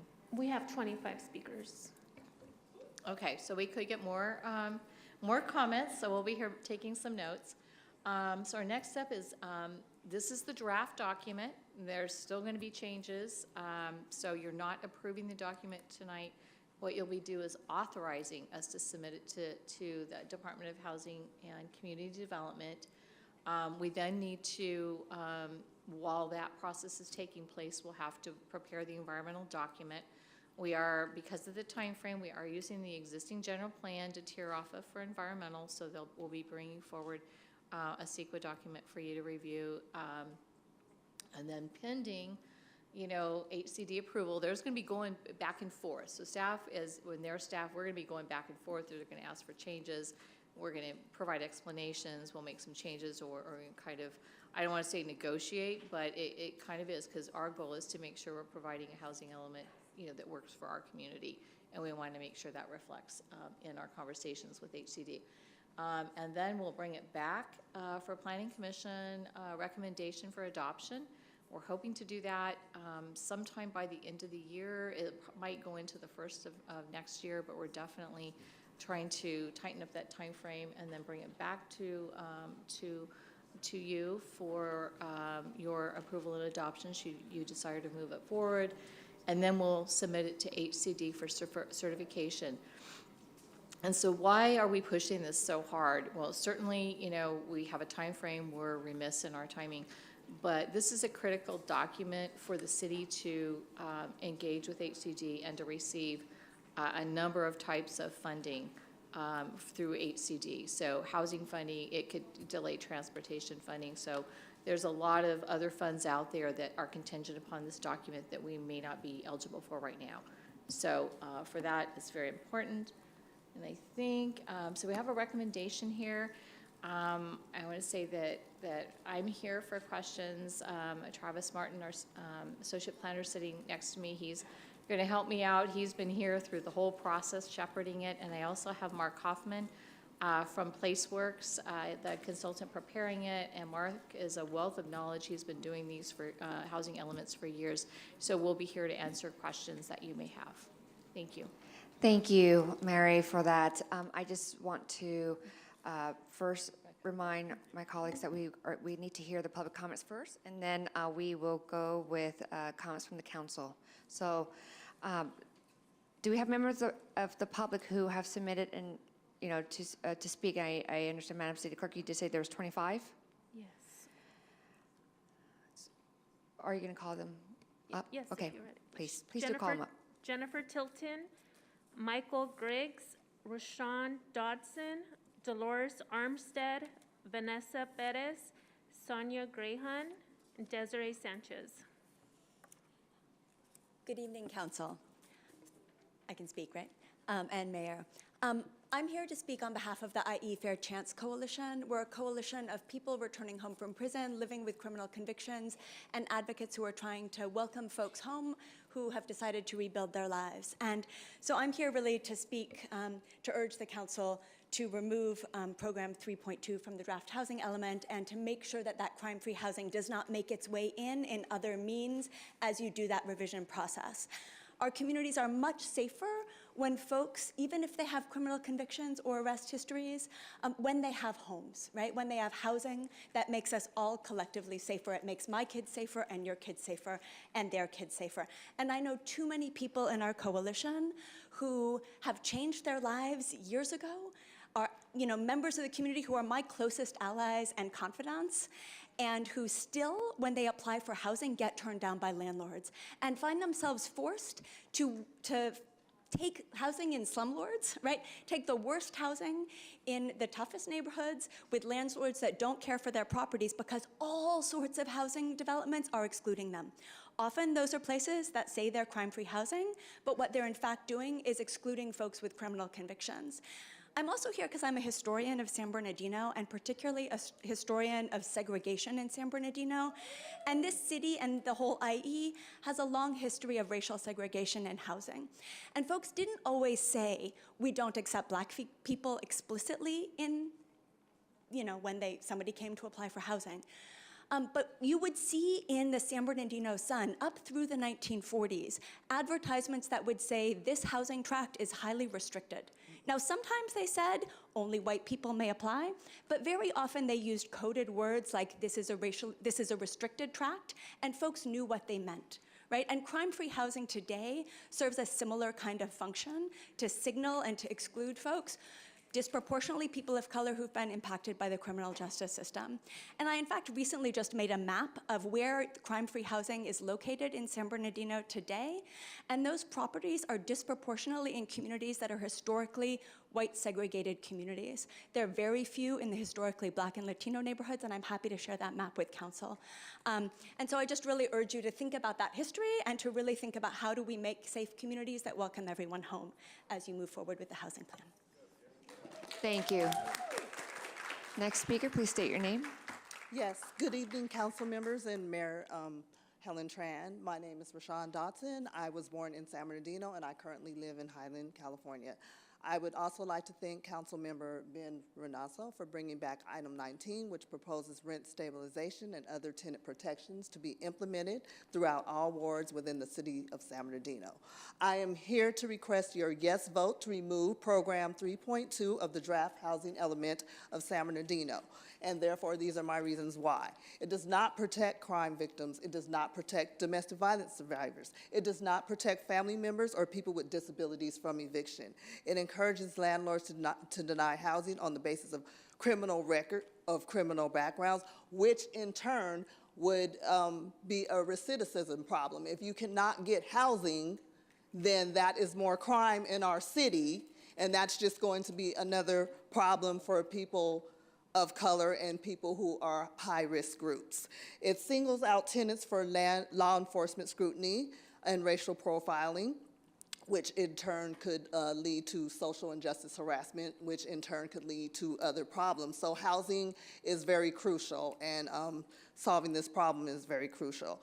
It does not offer a fair appeal process. It also has a very rigid eviction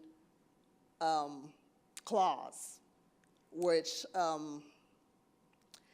basically a tenant can be evicted 2 times for any given reason. It could be a medical call, it could be a criminal call, it doesn't matter specifically what the call is, they are at risk for eviction. It's very rigid, and it's a policy that is very concerning to me, which is another reason why it's not 3.2 is not beneficial. Thank you for your time and consideration to remove Program 3.2 of the draft housing element in San Bernardino. Thank you. Next speaker, please state your name. Hello, good evening, council members and Mayor Helen Tran. My name is Michael Griggs. I'm a person with prior criminal history, criminal justice system history. I live and work in San Bernardino. I live near Patton State Hospital. I grew up in San Bernardino County in Victorville, California. I work at Cal State San Bernardino. I was actually at your inauguration, Mayor. I work for Project Rebound, which is a program that assists formerly incarcerated people pursuing higher education. So I am living proof that people with conviction histories can change their life. I got my associate's degree while incarcerated. I got my bachelor's degree from Pitzer College, and I'm currently in a master's degree program at Cal State San Bernardino. So I'm still someone who is, it's been 15 years since my last conviction, but it still affects me today pursuing housing. So I'm here to ask that you guys remove Program 3.2 from the draft housing proposal. Similarly, like my colleague said there, it does not protect crime victims, domestic violence survivors, family members, or people with disabilities. It encourages landlords to deny housing based on criminal background. It singles out tenants for law enforcement scrutiny, economic and racial profiling, and it does not offer a fair appeals process. So, there's enough discrimination around criminal justice, people with prior criminal justice involvement. We don't need to add more. So I ask that you please remove this. Thank you for your time. Thank you. Next speaker, please state your name. Hi, my name is Sonia Gray Hunn. I am the lead housing organizer with the Congregations Organized for Prophetic Engagement, also a coalition member with Just SB, San Bernardino, Inland Regional Housing Justice Coalition, Something Better for San Bernardino, so multiple coalitions. And so I'm here to first want to say thank you so much for everything that y'all trying to do. We do see it, but we also know there's a lot more to do. I also want to acknowledge Councilmember Ben Reynoso for bringing back the rent stabilization and the tenant protection back into the, to be agendized. But tonight I'm here to speak about, MC 3.2, excuse me, M 3.2. And the reason it's getting confusing because one of the things, even though we're talking about the housing element, we also know we was here about a month ago addressing the crime-free housing underneath the audience of MC 51. And now we turn around and we see it being part of our housing element. When we talk about doing tenant protection, tenant rights, how do we propose to keep our audience of M3.2 into a housing element that's going to disproportionate multiple people out of housing?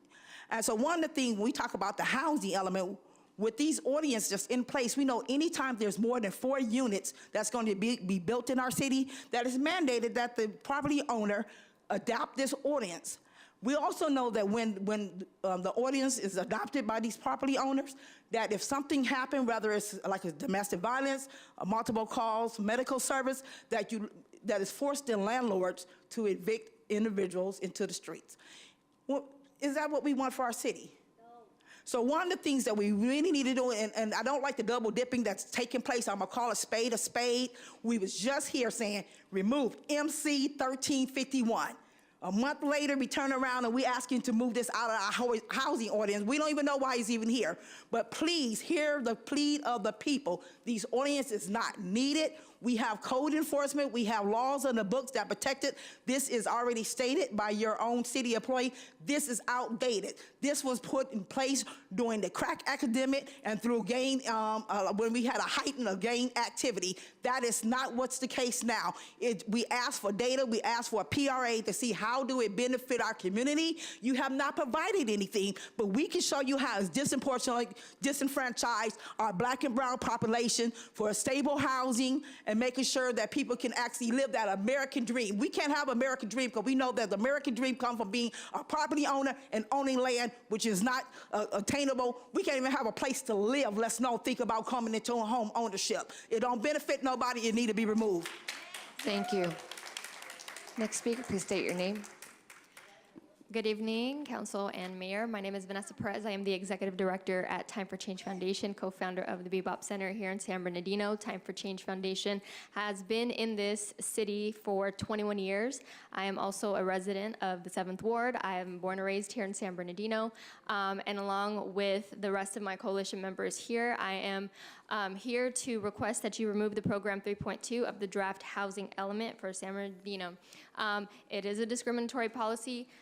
You guys have heard personal testimonies. You're hearing all of us express the fact that this needs to be removed. Why? Because people need housing. People need safe, decent, safe, stable housing for them and their children and their families. And so we see that homelessness continues to rise. Why? Not just because of the cost of housing, but because people can't find housing. There's nowhere to live. And if we continue to uphold policies like this, we're going to continue to see the homeless issue get worse. We're going to continue to see crime get worse. And so when we offer people a place to stay and give them those opportunities and have second chances and to be able to just be in a home and take care of their families, then you're going to see change in the city. And Time for Change Foundation, we operate affordable housing here a block away on F and Victoria right here. You can take a drive-by after this meeting tonight. Go tomorrow morning when the sun is up so you can see it. I invite all of you to come take a tour of it. But we have had the Phoenix Square for the last 11 years with 0 police calls. We've had 0 issues there. In fact, the police department actually calls us to ask if they can see our cameras when things are happening at the school or somewhere down the street. So at the end of the day, It is possible to have safe, decent housing, crime-free, with people that have criminal histories, because that's what we have at the Phoenix Square. And so all of us here are testifying that this is a possibility, and we can have a safe community by removing an ordinance like this and still giving people opportunity to have housing. Thank you. Thank you. Next speaker, please state your name. Hi, Madam Mayor, City Council. My name is Desiree Sanchez. I'm with the ACLU of Southern California and the Inland Region Housing Justice Coalition and Just San Bernardino Coalition. Madam Mayor, you mentioned at the beginning of the meeting that these meetings are not for personal attacks. Well, a couple meetings ago, I was personally attacked. One of the council members said that the ACLU helicopters in and picks on the city of San Bernardino. Well, I don't helicopter in. I have a 2010 Suzuki. I can't afford a helicopter, and I've been here in San Bernardino for decades, working every day of the decade here in San Bernardino. So enough of that. Let's move on. Since this is a public hearing and we get to ask questions, why have the staff not brought back the April 5th council that you all passed unanimously to repeal the MC 1351 crime-free housing? How come it has not been agendized? 2, why is staff recommending to you to expand the program when the city is currently being sued with its current program? Why are we expanding it to mobile homes when we're being sued because it's illegal already? 3, why did the staff lie to the planning commissioners during the planning commission meeting that they will be able to vote on the final version of this housing element again? They will not ever be able to vote on this again. But why? Why did they give them that information? 4, if staff just told you the program is no longer necessary, why are they telling you to expand it in the housing draft? I could go on and on, but finally, they mentioned too, why did staff just tell you why did they tell you the truth that the reason why this is being pushed so fast? Why didn't they tell you the truth that this is being pushed so fast? Because we are being sued, that we haven't done our housing element. We are almost 2 years late, and we're in jeopardy of getting our funding for major affordable housing. Thank you so much, and I am looking forward to hearing the answers to these questions. Thank you. Next speaker, please state your name. Dolores Armstead. She just reminded me of something. I am on Planning Commission, and you're right. At the Planning Commission, when the draft was presented to us, and we brought up, we did not want 3.2 in there. We were told that it would be rewritten and brought back to the Planning Commission to review and vote on. And I asked that at that time, I did not want them to adjust it at that meeting. I want to see it in writing. I wanted to see the change in writing. And here we are at the council already. Why did it not come back to the Planning Commission as it was promised at that last meeting? Also at the last meeting, it was brought to us on April 5th that the council wanted that clause taken out of the housing draft. Why did staff bring it back in there? They didn't get that kind of guidance. They didn't get any input from either you or from the commission to have this clause brought back in. So you should ask what's going on with your planning staff. Anyway, I would also like to reiterate what everyone else here is saying. This is unfair. It is discriminatory to the population of San Bernardino. It does not protect crime victims. It does not protect people with disabilities. It does not protect domestic violence survivors.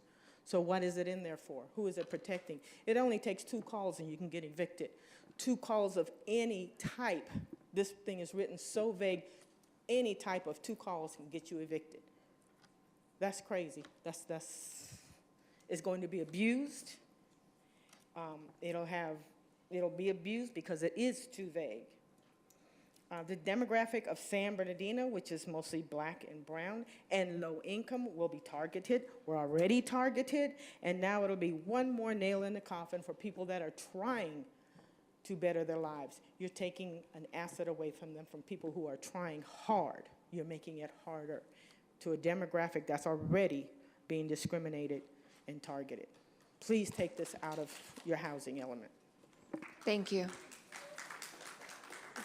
The next speaker, Fidel Chagoya, Nora Hood, Christian Flores, Zafiro Tellez, Leticia Sutton, Jim Mulvihill, Miriam Nieto.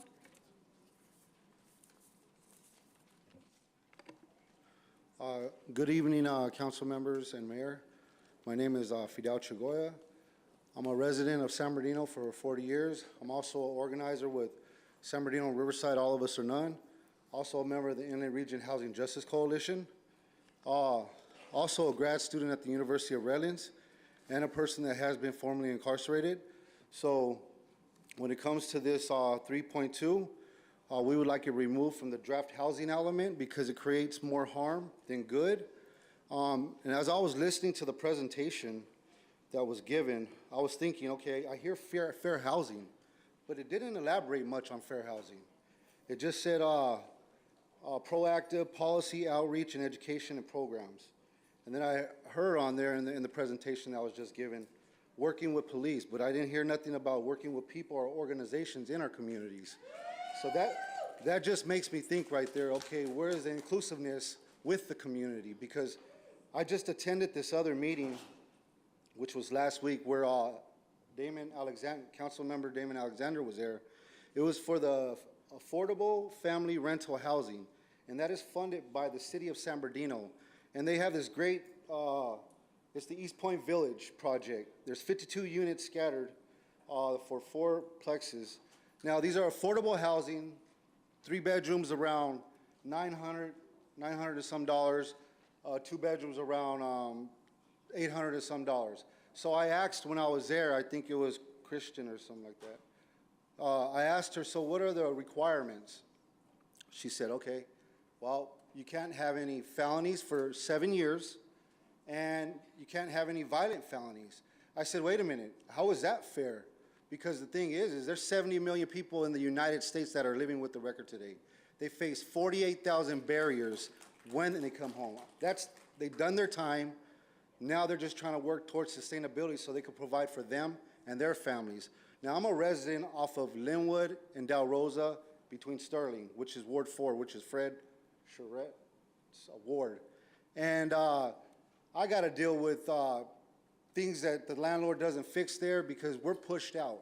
We're pushed out in certain locations. So when is it ever going to end? When is our time ever going to stop? Thank you. I just asked to remove program 321 from the draft. Thank you. Next speaker, please state your name. Hello. Okay. Good evening. My name is Zafiro Tellez, and I live on the first ward. I'm actually a teacher on the first ward as well. I would like to thank you, Mayor, for coming into my classroom in May. I believe you spoke to my students of 6th grade after they finished a cultural performance, and that meant a lot to them. And on that note, I would also like to state that towards the end of last year, my academic last year, I teach 6th grade. And the #1 topic that all my students were talking about was, Ms. Tellez, we're gonna get evicted. We're getting evicted because so-and-so, because of this, because of that. That was literally the topics that we had speaking in our classroom every single day. I ended the year last year with about 24 students. A class, I'm legally allowed to have, I believe, 32 students, up to 34. Right now, I'm coming back this school year and I only have 19 kids on my roster. Where are the children? The children are leaving. Why? Because the parents cannot afford housing. Not only can they not afford housing, but that's all the kids that are coming to school, they're talking about this and they're not opening up their minds in order to be able to learn. They're already backed up because of COVID, and on top of that, they have all these added stressors of, do I even have a home? I work at Rialto and Waterman. That's the first ward. So I just want to bring in the perspective of the children because they don't have voices. They don't have gas money to come to these types of meetings because they're already thinking, oh, well, my parent might not be able to make money for rent. Oh, the manager is just telling my mom so-and-so, but my mom doesn't speak English and there's no way that anybody can translate. And so what do? They come to me because I am an educator and I'm the one who is there listening to them. So on that note, I would like to urge you to please remove program 3.2 of the draft housing element in San Bernardino.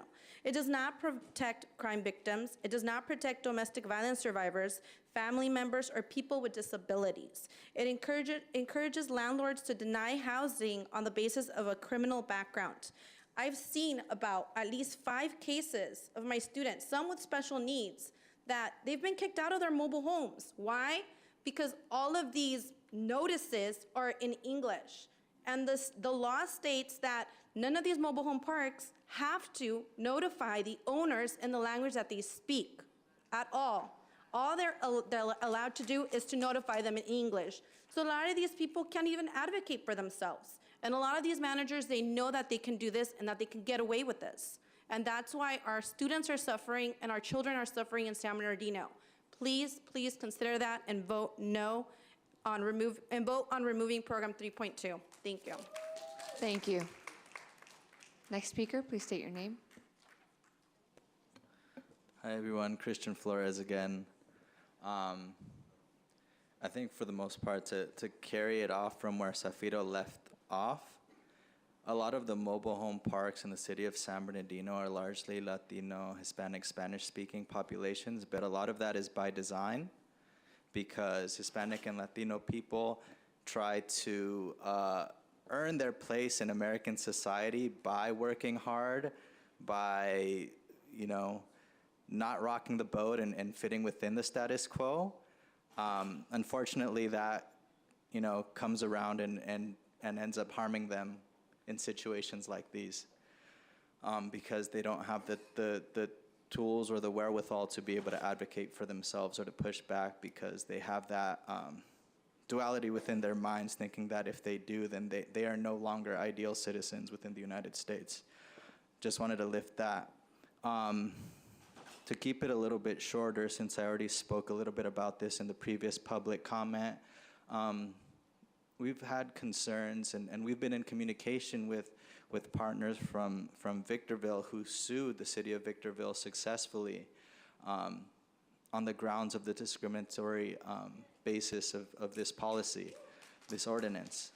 And it isn't the first time we've brought it up, and we continue to bring it up because we want to help make sure that the housing element that we do have moving forward can move forward expediently because we're so far behind.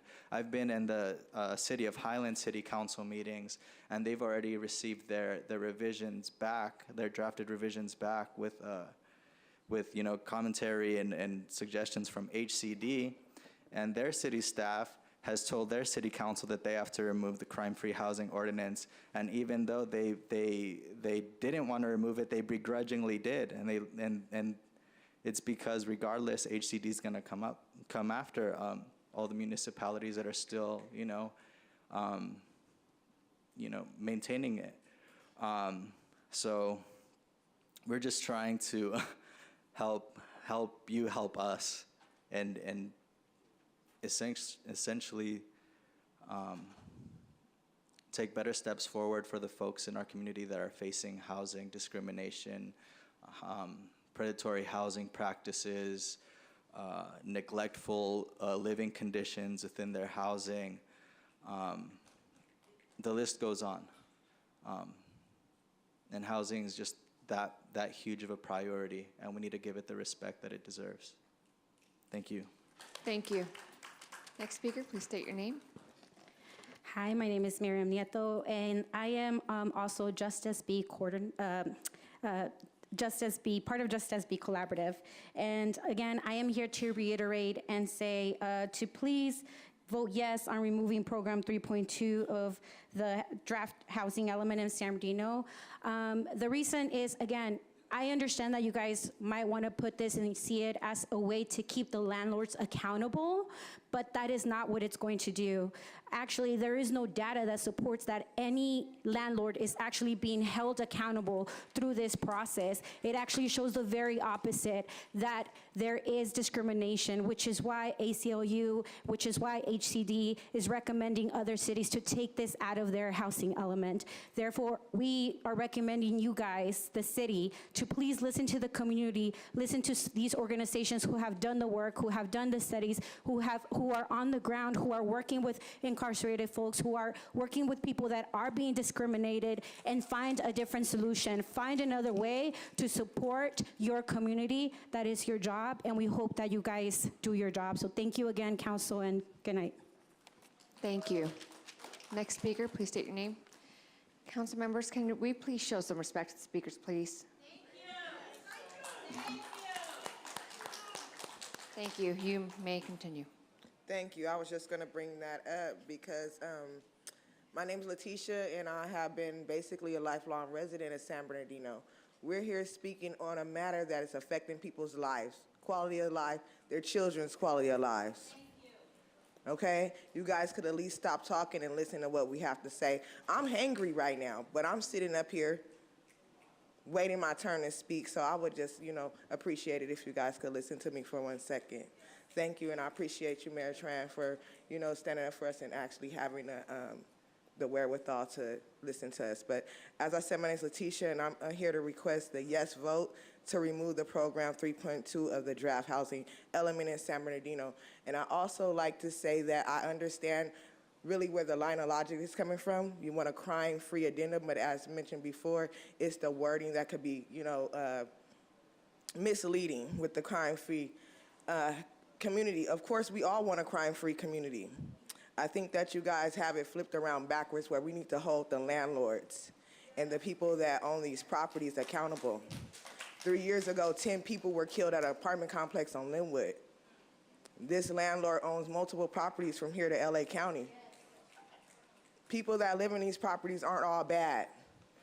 I lived in a property in Barstow. I was assaulted in my apartment. I asked the community to provide security or patrols. Nothing was done. I moved back to San Bernardino. I was promptly robbed 3 times in the first month that I moved back here. I don't feel safe. I call the police, they don't come.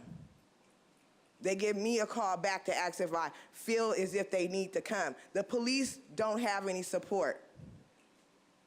You guys don't see what's going on G Street with the prostitution and the child trafficking? It's depressing. It's embarrassing. I just lost my daughter recently. I had people coming in from out of state for the funeral, and I was embarrassed. I asked for potholes to get filled. They don't get done. But you guys are sitting up here putting all your accolades up. Keep it balanced. Keep it real. This is our life. We're not here because, we just came to the city council meeting just to talk. No, we're here because it really affects our lives. It's life and death for some of us. Thank you. Thank you. Next speaker, please state your name. Madam Mayor, members of the City Council, Jim Mulvihill, I want to encourage you to approve sending the draft housing element on to Housing and Community Development in Sacramento for the review and comments. As Community Development Director Lanier mentioned, we're a bit behind on submitting this. The organization that plans most of Southern California, the Southern California Association of Government, is composed of 196 jurisdictions. Out of that, over half have already had their housing elements approved, and virtually all the rest have had drafts in, have had the comments come back in, and they're working on it. Out of the 196, only 2 jurisdictions have never submitted a draft element, and San Bernardino is one of those. So let's break up that pair tonight. send this on to Sacramento and get the comments back. Also, given all the comments that have taken place here, regardless of what happens to crime-free rental housing, evictions are a problem. Any kind of eviction, for condo conversions and so forth. There needs to be an appeal process, and also that legal aid must be made available to the appellant. Thank you. Thank you. Madam City Clerk, are there any more speakers? Nora Hood, has she spoken? I didn't hear if she came up. Noemi, Karen Suarez, Maravilla Guilles, and Cheryl Brown.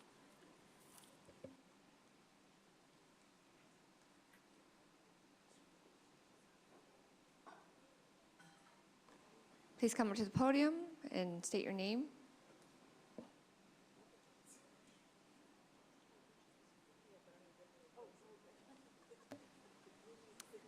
My name's Noemi. I'm coming in hot. First of all, Mayor, congratulations on your new addition. Thank you for saying something, because I have never been so enraged during a city council meeting than watching the council members giggling at who knows what that is not important to their constituents' lives tonight. During the presentation, during the people speaking, these folks are struggling day to day. I'm glad you're not, that you get to find this as a laughing matter. That was the most disrespectful to your constituents. Y'all are real quiet now.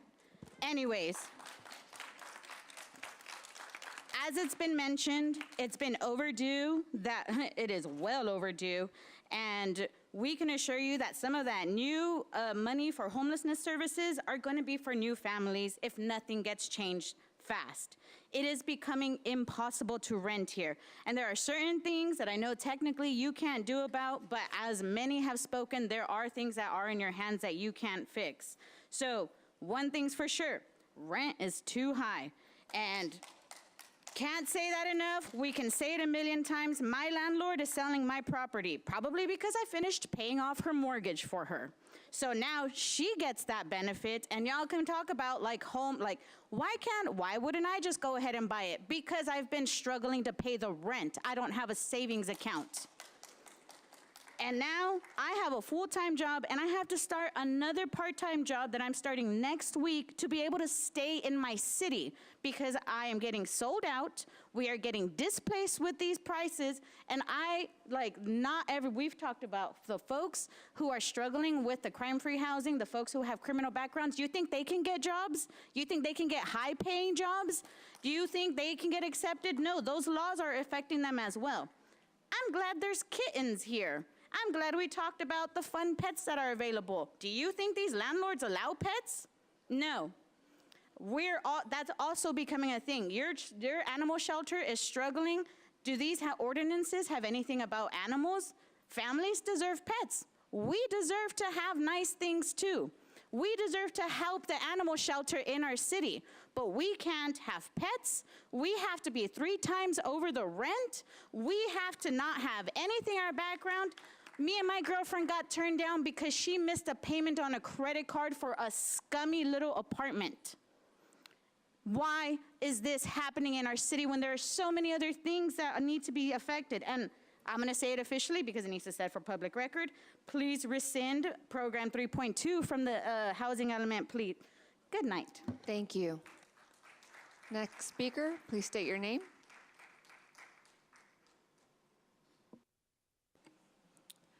Good evening, Council and Mayor. My name is Karen Suarez, Vice President of Collective Impact at the Making Hope Happen Foundation and 7th Ward resident. First, I want to thank your staff and Mark Hoffman from PlaceWorks for all of the efforts made towards this housing element, which has been a long time coming and is critical to the future housing development in this city. I know it hasn't been easy with staff shortages that continue since the redevelopment days, and I appreciate the hours committed of both present and past staff who, on top of all of your regular city functions, help get the housing element to this point. I ask this body to please consider all the comments and feedback given today and in the commenting period.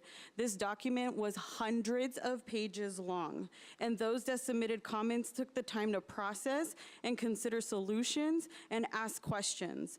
As mentioned earlier, there are affordable housing developments in our city today, but they have mandated housing covenants because of when that community was built and because of the government resources, specifically city funding, that was provided to help build that affordable housing. So the request being made does require careful attention and changes to housing policy. Collective impact is a shift in responsibility for improvement in outcomes from individual organizations to entire systems. As the housing element is presented, please consider how we can continue to embed efforts to advance systems that facilitate mixed income development and preservation of housing that is fair, accessible, and equitable. As previously mentioned, the crime-free housing movement across the country has had documented abuses, which allows extractive and absentee landlords to actively discriminate. Please protect the public and keep all tenants safe, and hold bad actors accountable who should not be receiving resources from our city if they can't maintain a safe and healthy place for individuals and families to live in. Lastly, as I mentioned last week, the Making Hope Happen Foundation is launching with Uplift San Bernardino's network, the Wellness Fund, sustainable and innovative housing project application that will serve in supporting pre-development costs and advance projects that are not yet in your housing pipeline. Please visit upliftsb.org for application details. Thank you. Thank you. Next speaker, please state your name. My name is Maravilla Giles. I have a few that haven't been addressed yet. So again, 3.2 is discriminatory. We don't need it. We need fair housing, honestly. We don't need 3.2. It is outdated. My issues, however, are with 4-6 of the housing projects. Program 4.2, rent control. I see that it is possible for mobile home parks, but it's only being specified for mobile home parks. If it's possible for mobile home parks, why is it not possible for condominiums and apartments as well? Also, 4.6, why is the burden of housing assistance being placed on local nonprofits when the city is far more prepared to assist with that? Why are we funding housing projects that could potentially be bought out by wealthy gentrifiers and then rented back to residents? We need to talk about this. Inflation is the highest we have seen in years, and it is not going down. It is not going down. We need to think ahead. That is something that this city has failed at time and time again, is to economically consider the future instead of just relieving the issues of right now. My issues are the GFR, so a list, GFR, Rancho Palma, and the Belmont Collection. For those who don't know, it's about 200 homes being built at the starting price of $500,000 to $750,000. How many people here can afford that? How many people here can afford that? That is going to be purchased by someone living in Palo Alto who wants to have a little project for their kid to be able to afford college. It is absolutely ridiculous. There needs to be a way that we are making sure that San Bernardino residents are being put in this pipeline to owning homes, because these are going to be rented back to us. And not only are they going to be rented back to us so that we can pay their mortgages, but the whole thing of, what are they called? Let me find how it's worded in this document. Unattached dwelling units, right? Most of those unattached dwelling units were being rented out for around $1,400. That means 3 times the rent. I am college educated. I make above minimum wage. I would have to make $4,500 and have a clear credit record in order to start renting there. We need to consider that there is a future to these kinds of things. Crestview Terrace, Arrowhead Grove, and Amber Cove, which these are in the housing project part of the document. Will these properties be rent regulated? It's not specified in the document. If not, why not? Luxury apartments do not offer anything if there is no rent control. And it's being highlighted in this plan. We need to see real solutions to this. Regular people living here cannot afford to live here and work here at the same time without having multiple roommates or living with family. Thank you. Next speaker, please state your name. Cheryl Brown, Sixth Ward resident and longtime member of San Bernardino. I hope you're really listening to what people are saying. These have been some excellent comments. But I want to say the more things change, the more they remain the same. We have gone through this. We went through this with the general plan back, and I don't know how many years ago, when I was on the Planning Commission. We've been through all of this, and San Bernardino is steadily declining. We've got to turn it around, and we can turn it around because this is a good community. Whenever I look at, and I say the more things change, the more they remain the same, I have to go and think about those deeds. One day, somebody walked in my office and said, can you look at this? It's a deed for my house up in Arrowhead. And it says, they weren't allowed to sell to colored people in the deed. Let that rest for a while. Those are things that we've got to go back and look at. The historic discrimination, the things that have happened that have gotten us to this point now, we've got to do something about. Now, this remove program 3.2, I didn't even know about that until somebody put something on sent something to me and said, please come down and support this because we got to get it out of our general. This should never be in a housing element. This is putting us in a position that is setting us up for a really good lawsuit. It really is. So we do need to take that kind of stuff and look at what we're putting in our documents, because what we put in there is what's going to happen. Everybody doesn't look at things the same way. You're so altruistic. But whenever someone's there that is not like you, then they'll take it and turn it on you. When I think about this particular document, I'm not talking about all of it. We need to look at evictions, and I'm a landowner. I own a house that I rent. But we do need to look at it so that we don't cause more homelessness with this plan.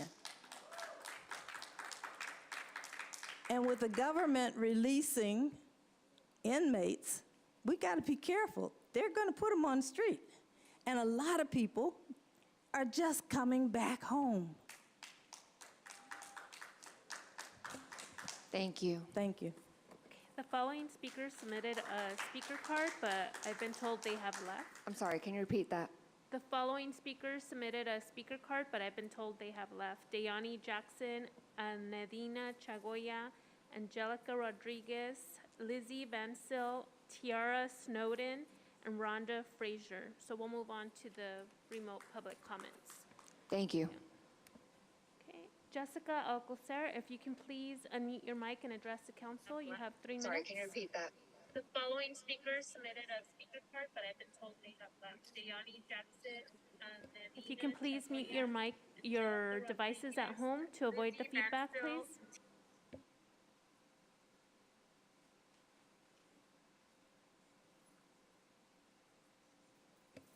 Jessica Alcocer, if you can please unmute your mic and address the council. You have 3 minutes. Sorry, can you repeat that? The following speakers submitted a speaker. Hello, my name is Jessica Alcocer. I'm the Inland Coalition Economic Justice Organizer. We are located in San Bernardino and work with a variety of populations. I'm here requesting your yes vote on removing program 3.2 of the draft housing element in San Bernardino's discriminatory housing program.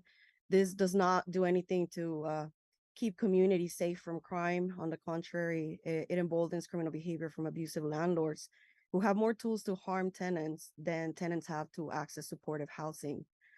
We need to support vulnerable populations like folks that are reentering society after being incarcerated, folks that very often have criminal records resulting from mental health crises, poverty, and trauma, folks that are met with criminal consequences rather than the healthcare and supportive services that they need when facing these difficulties. I was a mental health worker for 8 years and witnessed families becoming homeless and their children being unable to continue their therapeutic services due to being evicted because of a caregiver or household member having criminal backgrounds for many years before. There is already a lack of resources to provide adequate healthcare, economic relief, and so negating housing to formerly incarcerated people only exacerbates recidivism and further trauma in our communities. We know that San Bernardino is facing homelessness crisis, and this has been exacerbated by the pandemic. It's a cycle that you have the power to interrupt. So I urge you to fulfill your promise to end homelessness in San Bernardino. We're taking this step to remove Program 3.2 and support people in their recovery. Thank you. Thank you. Okay. Next speaker, Lizette, if you can please unmute your mic and address the council. You have 3 minutes.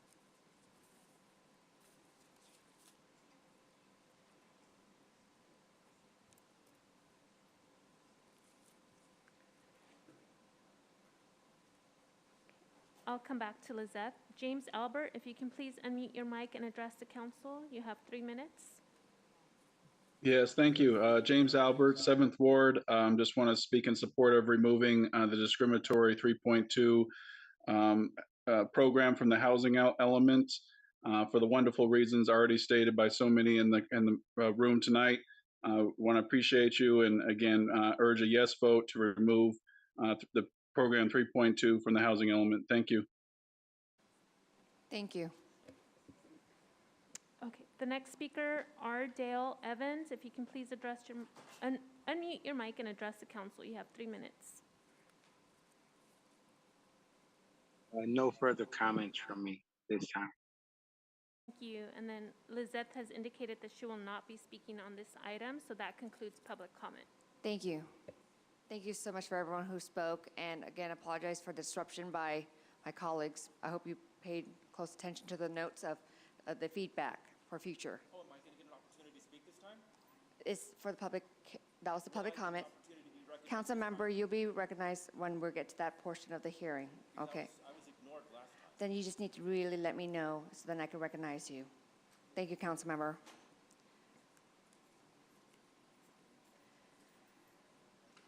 Okay, I am now closing the public hearing at 9:26 p.m. for deliberation and action. Do we have a motion? Do we have any discussion or comments from the council?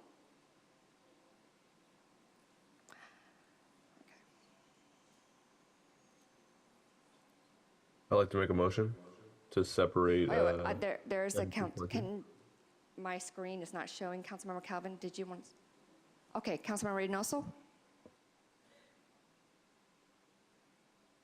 Stop me if it lags out at all. I'm having some issues with my connectivity. I'd like to make a motion to separate the crime-free multi-housing ordinance from this draft housing element. Second. And I still like to speak. Thank you. Councilmember Calvin. Yes, thank you, Mayor Tran. I appreciate that. On April 5th, Director Lanier, I do believe that you have already mentioned it before when you were speaking, that on April 5th, Councilman Ben Reynoso and myself did motion to bring the crime-free multi-housing repeal, that it be agendized. We have not seen that. So I'm sure that that's what you were speaking to, correct? Correct. I did want to acknowledge that you did make that motion and that staff is and was directed to bring it back, and you are correct, we have not brought back yet.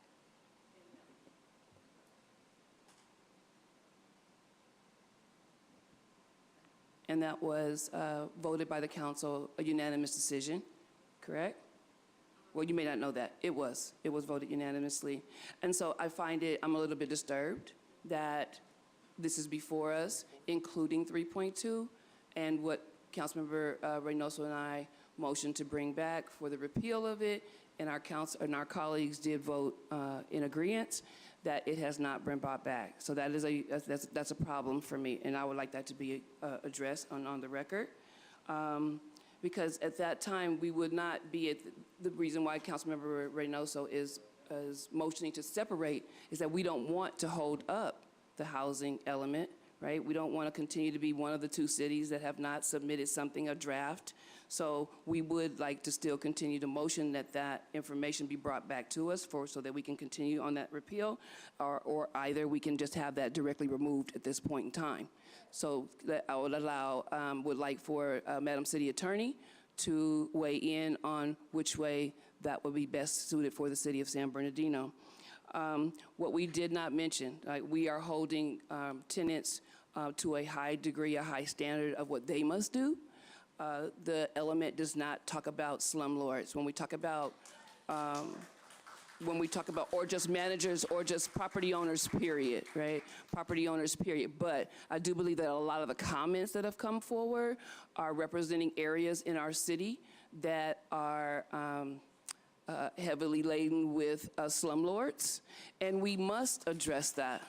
When people are paying high rents and cannot still find places to live that are adequate, that are, one, free of crime, right? So if folks who do have, and most of the time those are places that do allow people with records to come and live there, and I think then that the mentality is that they don't deserve anything better. So then that slumlords then are allowed, or property owners are allowed to not keep up their properties, but we as the city of San Bernardino then must step in and say, where is the responsibility for the property owners to maintain crime-free properties as well. So that definitely has to be in. And now when I looked at goal number 3, and goal number 3 did mention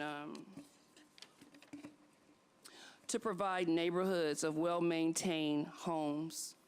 So what is that exactly, right? How do we then make sure that that is upheld? That means then there must be some type of standard for property owners as well, correct? Because that is who's maintaining them. I would assume, is that reflective of who this is addressing? Who is to maintain? So with that particular section, the goal is to have really everyone maintain their properties. And this would be properties throughout the city, but that the rental property owners are maintaining their properties, and that our community members, our property owners, are maintaining those properties as well. So I think that's for everyone. And I think that goal is, I think it's a desire to achieve the maintenance of these properties. And, as we're, looking at how we address that as a city, perhaps there's programs that, we are enforcing the rental properties through different mechanisms, through code enforcement, and as well as the other properties, and how far do we go with that.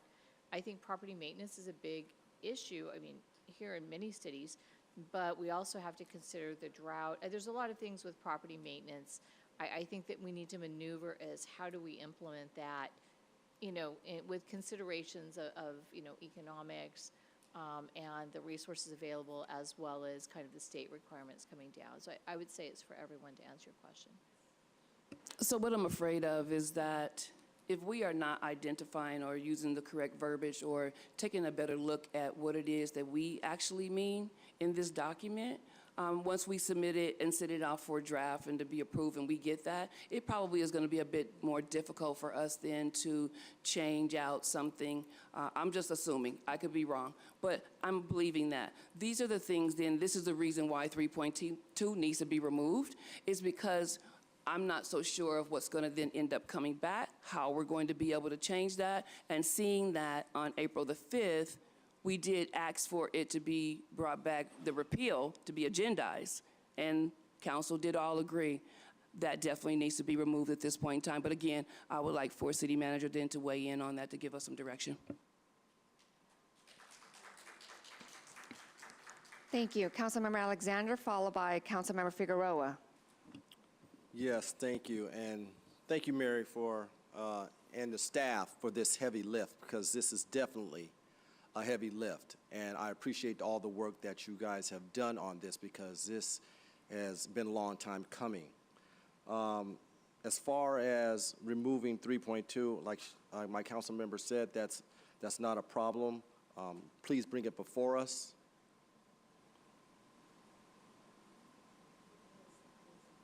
Well, I don't know how you can do both, so.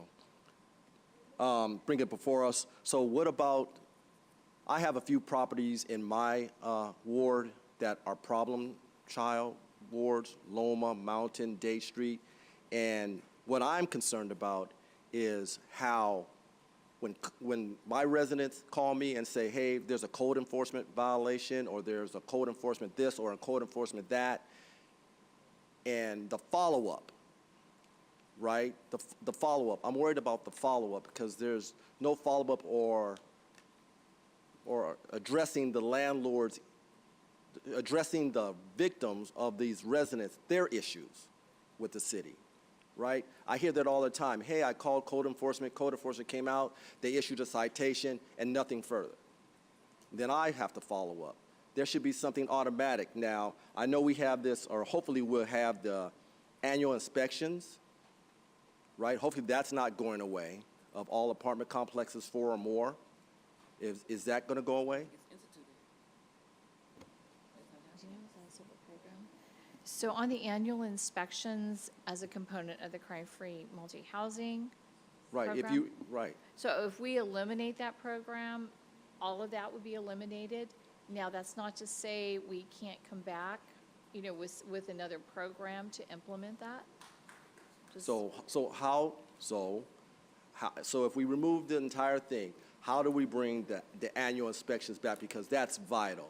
We cannot not inspect our fourplexes and above in our city, because then things happen. So, and one of the components, and I understand the council's direction to bring it back, and my apologies, getting up to speed on, you know, bringing items back to you, I think this is a very critical component. As we are looking at the crime-free ordinance, we are hearing the residents and their concerns, and we are discussing internally with staff and our legal counsel on what components to remove and what components can remain that are beneficial. I would say the inspections for the Right. housing is one component that's very critical, especially when we're looking at the exterior, the conditions that we're seeing. And then, but then my question will be for staff is looking at how far do we go into the properties where we might be impacting people. We need to be careful of that. So I think there's some considerations there, but that would be one component that I believe is a good component to keep, and we should look at how to bring that back to you so that we can maintain that important aspect. And what about the 8-hour class that's given to landlords? Correct. So we do have an 8-hour class that we give to landlords for all properties throughout the city. It would include training, I guess, classes, workshops with police, code enforcement's there. I believe we likely have fire department involved. There's probably some discussion of tenant-landlord, you know, kind of and more landlord responsibilities, because, you know, tenants have responsibilities and rights, but landlords have responsibilities as well, that they need to be maintaining the properties and providing a good environment for their tenants. So yes, the 8-hour class, absolutely, you know, I think that's a great component to keep. Right. I was making sure. Now, who would give that class? Would the city attorney's office give that class? Would you give that class? Who would give that class? And can we make that a requirement that all property owners get it every 3 years or something like that, renew it every 3 years or something like that, so to make sure that everybody is on board with the ordinance of our city? Yeah, it's my understanding that the classes that are provided are coordinated through code enforcement. Okay. So it's a fully identified, you know, class on the different components, and police is a critical part of that. So there's booklets that describes what the training involves. I apologize, I don't have the full details of that program. Okay, I understand. But we do, you know, we do institute that. Do you know if it's required? It's in place. They've been holding classes. Yeah, they've been holding, you know, they continue to hold classes, correct. Is it voluntary or is it required? That I do not know. It's voluntary, so the landlord does not have to take this class. No. I cannot opine on that because I'm Okay. not sure. All right. But I will definitely check on that.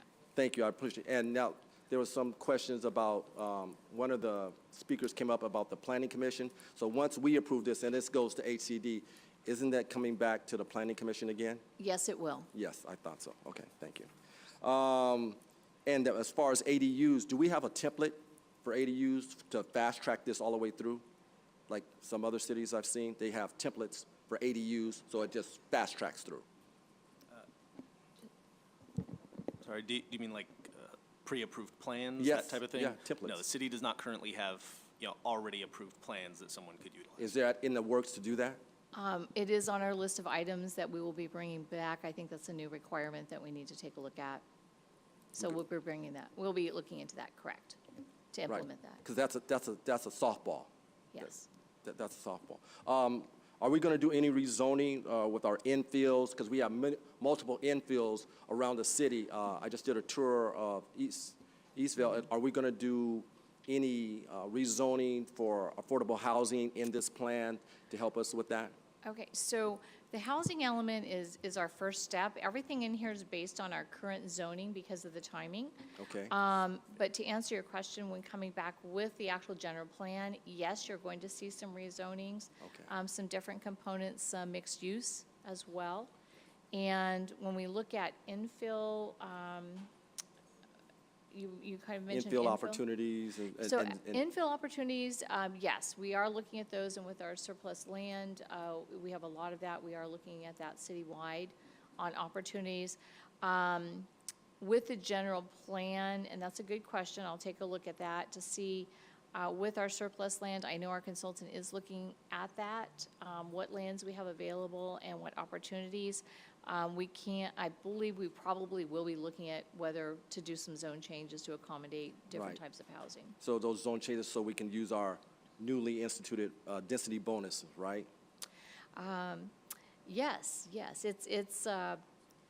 it's already required. We're going to use it. I already expect some of the housing that are part of our SLA, just knowing the affordable housing component, we'll be requesting density bonus. And we will be complying with state law in the meantime. Okay, thank you. Thank you. Councilmember Figueroa? Councilmember?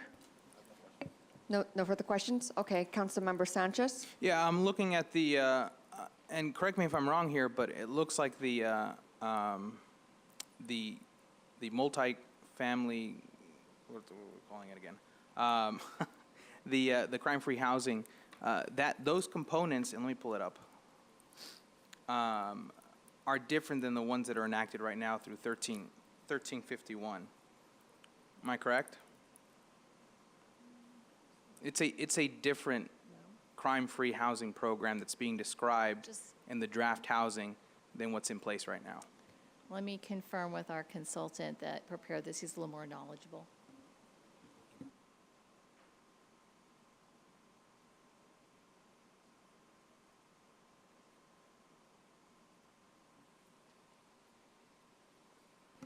So on that crime-free, it's our understanding, it's what we have in place. I would need to take a look, a little bit more research into that, to your questions on that. Okay, because it seems to be a pretty general description, and I challenge my colleagues here to try to explain why they would be against. I mean, in the two driving components in this crime-free housing, and I'm going to read them out. First is a training seminar. So the seminar has 3 phases. The property manager and the owner can become certified after completing each of the 3 phases of the seminar. The seminar is focused on crime prevention through environmental design to minimize opportunities for crime at large multifamily properties due to poor lighting or areas in which someone intending to perpetuate a crime could hide. So I want to know, first of all, why this council would be against that. And that's half the component. The other half is the crime-free lease. So the rental agreement, the addendum establishes that residents, any member of the resident's household or a guest or other person under the resident's control cannot engage in illegal activity. Violation of the addendum is considered a material and irreparable noncompliance and good cause for immediate termination of the tenancy should the landlord exercise that right. Proof of violation is based on a preponderance of evidence. So I'm trying to understand here why, after all the comments out there and all the complaints the dilapidated state of the properties and how they're magnets for crime, why we would turn these down. So that's why I support keeping them in there. The Housing Authority, once they take a look at our draft proposal, can say, hey, this is non-compliant, we want you to strike it, it can come back. But at that point, until that happens, I'm very comfortable sending this up to Sacramento with the crime-free component as is in this draft. So I'll make a substitute motion that we approve the draft as is.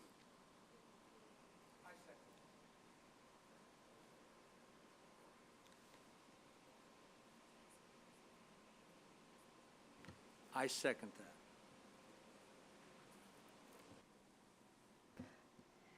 I don't see any other further comments by the council. There's a substitute motion and substitute second. Madam City Clerk? Councilmember Sanchez? Yes. Councilmember Ibarra has registered a no vote. Councilmember Figueroa? Mayor Pro Tem? Yes. Councilmember Reynoso? No. Councilmember Calvin? No. Councilmember Alexander? Nay. The motion does not pass. So we go back to the original motion. Yeah, Mayor, if I might. If the Councilman Councilmember Cobb is Reynoso. amenable. Sorry, I'm not. It's hard to watch and keep up with. No It's worries, actually in please. if I could amend my motion, if the councilwoman is amenable, with the second to separate M 3.2 for consideration of a repeal at a later council meeting.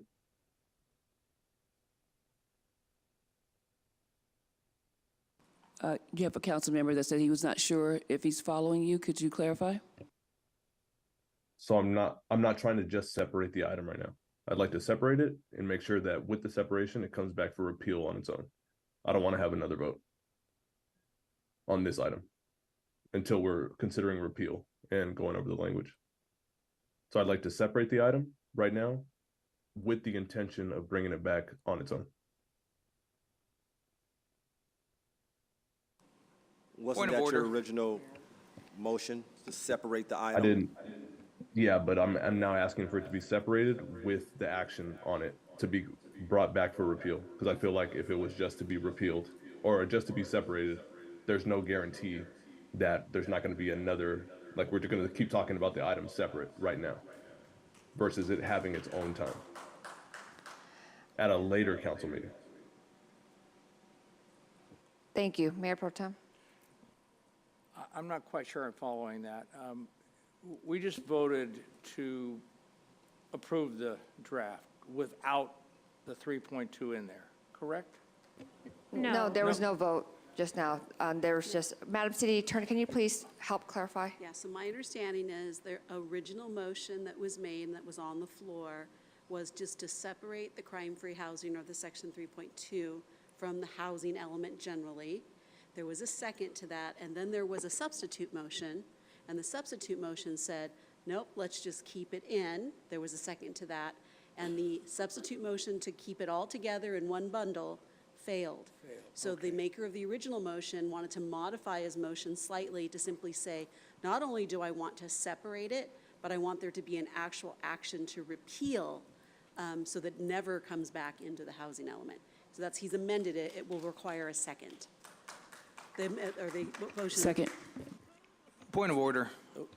This item, as noticed, is for approving or denying or amending the housing, the draft housing component. This is not to discuss crime-free housing as a future item. So it's not germane to the conversation because this conversation is about the draft housing. We cannot do, if Councilmember. I agree with you. I agree with that. Yeah, if Councilmember Reynoso would like to bring this forward to quash the crime-free housing permanently, he can do that, but he can do that just like we add every other item on the agenda. And in essence, it's form over substance because there was unanimous direction by the council to bring that back to you anyway. All right, then we don't need it. And Then we don't so- need to add it to this. Right, and so really it's a form over substance and the original motion could play out and have the same effect because of the council's earlier action to bring it back to you. That's fine. Thank you for that. I'd like to make a comment on this. Yes, I will be supporting this because it is crucial that we keep a schedule and that we get a housing component draft approved by the state. So I will be supporting this, even though I would have preferred to have seen the crime-free housing component included in this, but it is more important that this gets passed and that we get approval from the state. So I will be supporting this. Madam City Clerk? Councilmember Sanchez, Yes. Councilmember Ibarra has registered a yes vote. Councilmember Figueroa? Yes. Mayor Pro Tem? No. Councilmember Reynoso? Yes. Councilmember Calvin? Yes. Councilmember Alexander? Aye. The motion passes 6-1 with Mayor Pro Tem Charette voting in opposition. Thank you. Moving on to the next public hearing, item number 17, imposing liens on certain parcels of real property for unpaid business registration taxes and penalties. I'm opening the public hearing at 9:50 p.m. Could city staff provide a presentation on this item?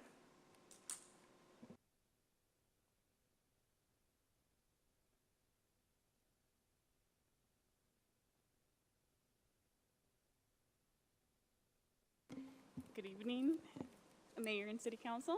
My name is Minerva. I'm the Business Registration Manager, and I'm here on behalf of the Business Registration Division, requesting that we impose the liens on certain parcels of real property for unpaid business registration tax and penalties. Unregistered properties are identified through multiple sources, including homeowners exemptions listings received from the County of San Bernardino, newly opened water department accounts, closed rental property business registration accounts, and code enforcement efforts and citizen notification. These potentially unregistered accounts are contacted using the property's mailing address provided by the County of San Bernardino and the Water Department. The properties listed in Exhibit A include newly identified rental properties and delinquent accounts that have provided no response to the city's collection efforts. Business registration staff make multiple attempts to contact property owners to gain compliance with the municipal code before property is entered into the lien process. The initial letter informs the property owner that the rental properties are considered business and a registration certificate is required. This letter also informs the owner that if the property is not a rental, to please indicate the status of the property in order to ensure that it is not included in the list of properties requiring registration. If a response is not received, a second letter is sent advising the owner to comply with the registration requirements or contact the business registration office to discuss the status of the property. If there is still no response after the second letter, a certified letter is sent providing the same information. If there is no response to the certified letter, a lien hearing notice is mailed to the business registration A lien hearing notice is mailed with the business registration application to allow the owner to comply or close out the account before proceeding in the lien process. If the letters are returned because the property owner or the owner's address is unknown, the city will continue the same process using the new address collected by the United States Postal Service. If no forwarding address is provided by the USPS, the matter is dismissed. Exhibit A to the resolution represents accounts that have not come into compliance as of August 2nd of 2023, when this report was submitted into the agenda process. Those accounts that were addressed between July 17th, 2023 and August 2nd of 2023 will be removed from the list that is forwarded to the county. Liens will not be placed on those properties. Thank you. Thank you. Do we have any members of the public who have submitted a request to speak? Do any members of the public wish to speak on this item? I have not received any requests to speak. Thank you, Madam City Clerk. I'm now closing the public hearing at 9:53 p.m. for deliberation and action. Do we have a motion? I'll move approval. There's a motion by Mayor Pro Tem Charette, seconded by Councilmember Sanchez. Do we have any discussion or comments from the council? Seeing none, Madam City Clerk? Councilmember Sanchez? Yes. Councilmember Figueroa? Mayor Pro Tem? Councilmember Reynoso? Yes. Councilmember Calvin? Yes. Councilmember Alexander? Aye. The motion passes.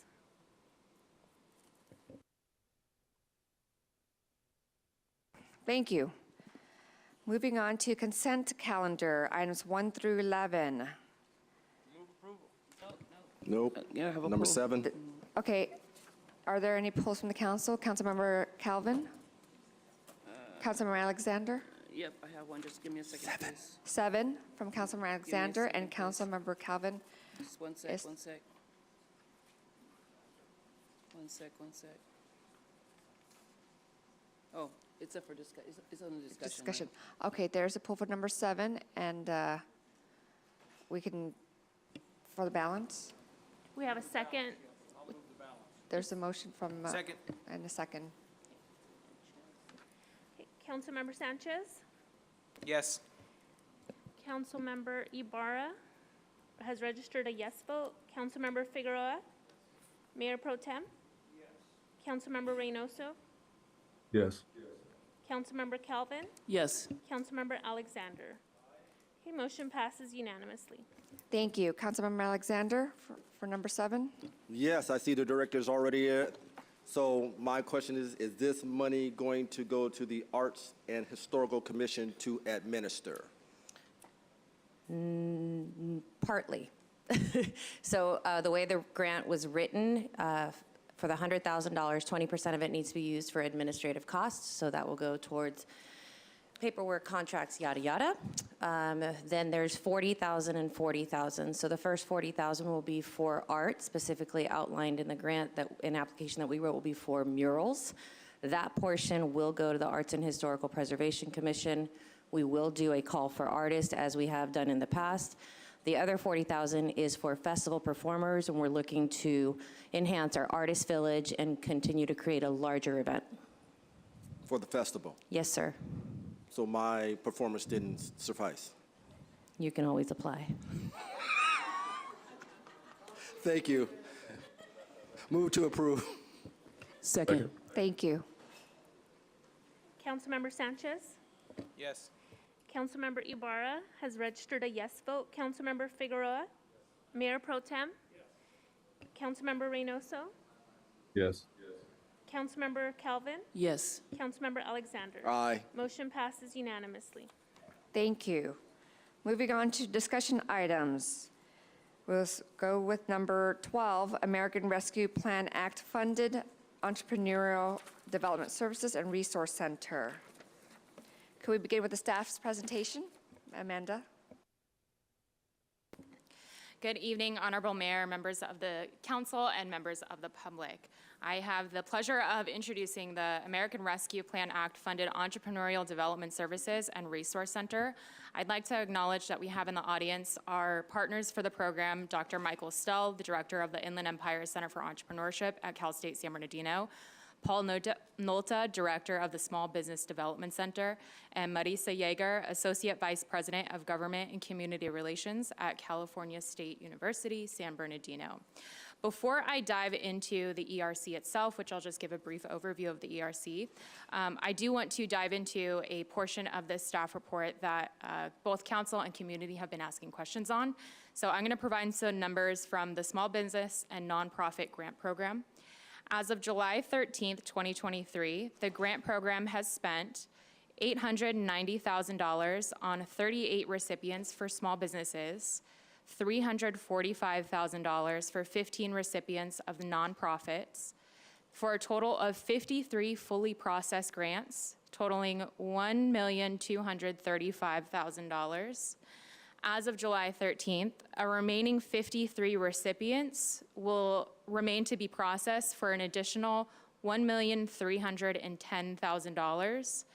In this first round of funding, the city will spend $2,545,000 on funding a total of 106 grants. And again, that's 38 small business recipients and 15 nonprofit recipients. This program was allocated $3 million in total. Staff anticipates approximately $455,000 remaining for a second round of funding.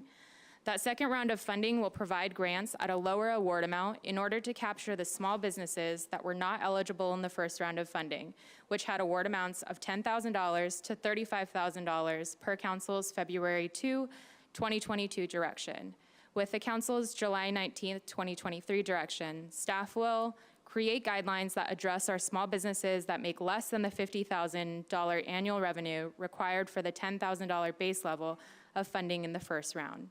The goal with the second round of funding is to provide an opportunity to fund businesses that were not eligible or unable to receive a grant in the first round. Guidelines for the second round of funding are anticipated to be brought back to council for consideration in October or November of this year. Staff will continue to work with community outlets to notify the public of these funding opportunities. Staff is actively working with local chambers of commerce to announce these opportunities to their memberships, such as the recent co-sponsored mixer with the Inland Empire Black Chamber of Commerce.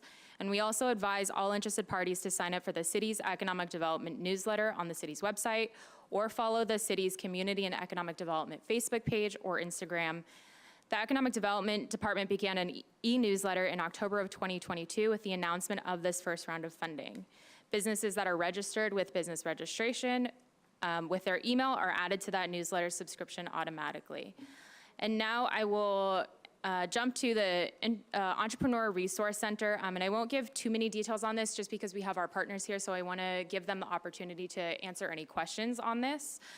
But the proposed partnership with Cal State San Bernardino Inland Empire Center for Entrepreneurship is a mechanism to execute Council's February 2022 request for a small business resource center and small business education and training. The Entrepreneurial Resource Center has been identified by the Aspen Institute Steering Committee, comprised of community members, in late 2021 and early 2022 as an actionable investment where it could provide a centrally located, easily accessible downtown hub for small business training and technical assistance. And it is also listed within the San Bernardino Investment Playbook. Just to give some numbers, so the Inland Empire Center for Entrepreneurship's contribution to this effort will be $1,969,438. And the city's contribution, the proposed contribution this evening, is $1,873,700. Excuse me, dyslexic. And with that, so this, if community is interested in learning a little bit more about the Aspen Institute and this item in particular, they can take a look at the June 30th workshop where we had partners from Cal State San Bernardino reveal a little bit more about the program, and Mr. Hodges also provided a pretty comprehensive update on the Aspen Institute project. With that, I'd be happy to answer any questions or invite our partners up for those questions as well. Thank you so much. Okay, I do have Councilmember Alexander on the queue, followed by, sorry. Yes, Mr. City Manager? Yeah, thank you. I would recommend that we hear from the partners first, and that way you get the entirety of the presentation. Certainly. And then the council can open up the questions. Perfect. Sounds good. Thank you. I wanted a motion to approve, but we can hear from them. I know we've made them talk a lot, though. Okay, if you may.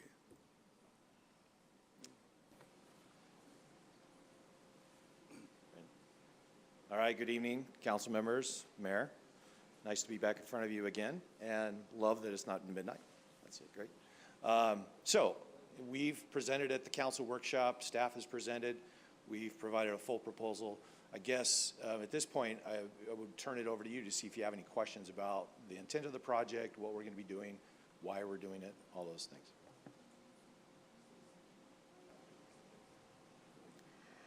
Councilmembers? So, yeah, if you have any questions. Good.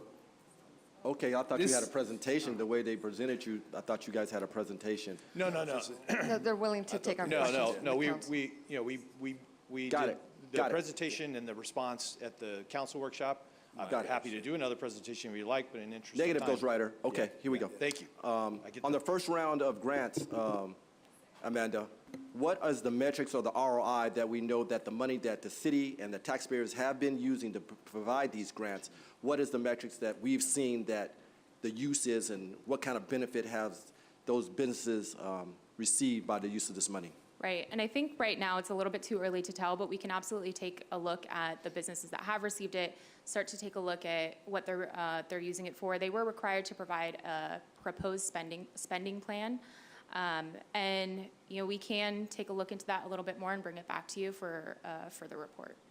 Yes, please. In Absolutely. first round, second round, I just want to see how the taxpayers' money is being spent and what improvements have occurred because of this funding. Absolutely. Thank Yes, sir. you. Thank you. Councilmember Calvin? Thank you, Mayor Tran. Thank you, Amanda. Appreciate this. So my questions were basically, I wanted to piggyback on one of the constituents who sent in an email, and that was on page 453 concerning the American Rescue Funds. It states the following programs and activities from the Inland Empire Center for Entrepreneurship, IECE at California State University San Bernardino, will provide resources and support for entrepreneurs and small business owners located in the city of San Bernardino. The goal is to aid aspiring and existing small business owners through business counseling and specialized business assistance programs to help them recover from the ongoing and residual effects of the pandemic and build sustainable resilience to navigate and survive future economic challenges. Yet on page 454, it states, this will address disparities in small business ownership and entrepreneurship through a deliberate focus in underrepresented groups in the city and as appropriate surrounding communities, e.g. Rialto, Highland, Colton, and Redlands. So what we need to see here, and what I believe the constituents are asking for, are we assisting entrepreneurs in other cities? Yes, ma'am. Thank you for that question. I think our partners are best suited to answer that because it is run through their program. So if we can. Let me just talk about this. But these are the City of San Bernardino's American Rescue Funds, correct? Yes, ma'am. So that question still remains right here for us in San Bernardino. Are the American Rescue Funds going to be assisting entrepreneurs in other cities? Again, I would lean on our partners to be able to fully answer that. Their programs are regional based. So the Inland Empire Center for Entrepreneurship and Cal State San Bernardino's efforts Just here. one moment. But these are our City of San Bernardino's Yes, ma'am. American Rescue Funds, right? Yes, ma'am. So we may have a partner that are serving other regions or other cities in the region. I get that. But the City of San Bernardino's American Rescue Funds should only be assisting entrepreneurs in the City of San Bernardino. Again, so I want to lean on our partners to be able to fully answer this, but I do also just want to reiterate that they are coming into this partnership at 1.9 in order for the program to be fully executed. Mayor, may I just maybe insert a point of order here? I just want to be very careful we don't set a precedent. We have many opportunities where people come before you for CDBG funding, in this case ARPA funding, and we have a process for how council asks questions and how they get answered. So if we're going to begin a precedent to allow a person who's the recipient of funding to have a back and forth conversation, I would just have to warn you that it will apply to all applicants. So what I'd recommend as part of this process is if council members have questions, maybe you gather all of those questions at one time and then ask staff to work with our partner to answer them rather than to get into a back and forth. So like your question is noted, we'll write it down, take all questions from the council, and then have the applicant come forward to answer. Thank you. Okay, are there any other questions other than what Councilmember Calvin provided? Mayor Pro Tem Charette? I will just springboard off of that and make sure that it's clearly marked page 454 is what states that stuff. So it should be easy to access, easy to answer, and it sounds as though we're supporting other cities potentially, and that's what the question is. So yes, without having to lean on our partners for that answer, there is a potential that other businesses within the region could come and participate in Entrepreneurship Resource Center. And the intention of that is to be a regional hub. So we're setting the standard in the region. I will reveal to you that there are other communities that are looking to do this opportunity as well. Cal State San Bernardino is right in our backyard. The opportunity here presented to us this evening is to partner with them. The potential of not partnering with them is that this entrepreneurship resource center could potentially be located in another community. And Thank if I'll you. just elaborate a little bit more as well. So those other businesses that are located in other cities, they will come to San Bernardino, right? That could be an opportunity for us to do business attraction. So could we connect with them? Could we help them learn what does it take to be a business in San Bernardino? So there are those options. However, I do want to point out that, again, that $1.9 million from Cal State San Bernardino, they cannot be restrictive with their funding. They are a regional-based organization, and they would not be able to just use those funding dollars to serve City of San Bernardino businesses. So have we looked at what contributions these other cities are willing to put in, or matching funds from them to assist business owners in their cities? Yes, ma'am. So that is the absolute intention of the ERC. So we are the early adopters, I guess. The intention is to be the early adopters of the Entrepreneurship Resource Center. It is a monumental effort. However, with this contribution from the city and with Cal State San Bernardino's contribution, the intention is to set a precedence for other communities to also contribute to it. So there is going to be a request to the county. There's going to be a request to other communities. There's going to be a request to other foundations, other locations that we're asking them for the funding. But we need to start almost acting as seed funding for this center. So yes, ma'am. Thank you. Mary? So if I might add, with the ARPA funding and other fundings like CDBG, Home, or any of our funding that we're getting for the federal government, we have reporting requirements that we need to provide to, to the government entities, but also I would consider this almost like a CDBG subrecipient type of partnership. It's a different partnership. But with the reporting, they're going to be reporting, and we can confirm this, and I would actually recommend that it be specifically for the City of San Bernardino, but the Clients Council, the trained, job supported, we're focusing on the City of San Bernardino residents, which are business owners, which I think is what the council is looking for, that assurance. And I think this component, we can definitely make sure that our funding is going for that. Cal State's getting their additional $1.9 million for the overall program. The intent would be for the City of San Bernardino and then other cities to come in, provide their funding, and then to ensure that their business owners are being assisted through the program. Thank you.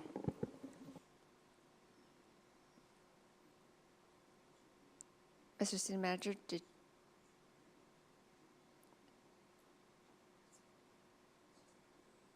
Mr. City Manager, did you want to, we're good? Okay, are we allowed to have, Madam City Attorney, are we allowed to have Cal State speak? If your questions have not been satisfactorily answered by your staff, then I suppose they could. Are we? One quick question. Good. Amanda, is there going to be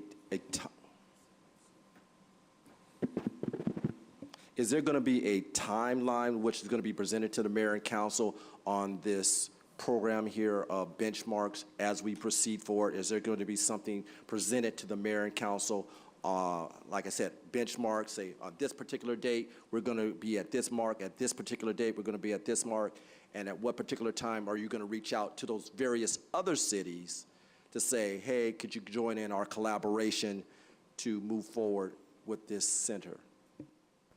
Yes, so absolutely. We can set something up, some sort of timeline, some sort of benchmarks, and we can bring that back to the council. And then we will also, so some of those requests have already been made to the county.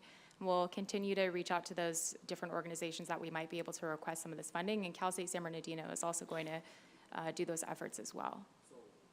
When do you plan to come before the council, the mayor and council again, with that particular update report in writing? A couple of months from now, 90 days from now, 120 days from now, just a guesstimate. Madam Mayor?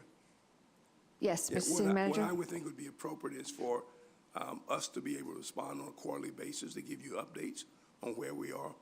So a quarterly basis from today? Upon approval.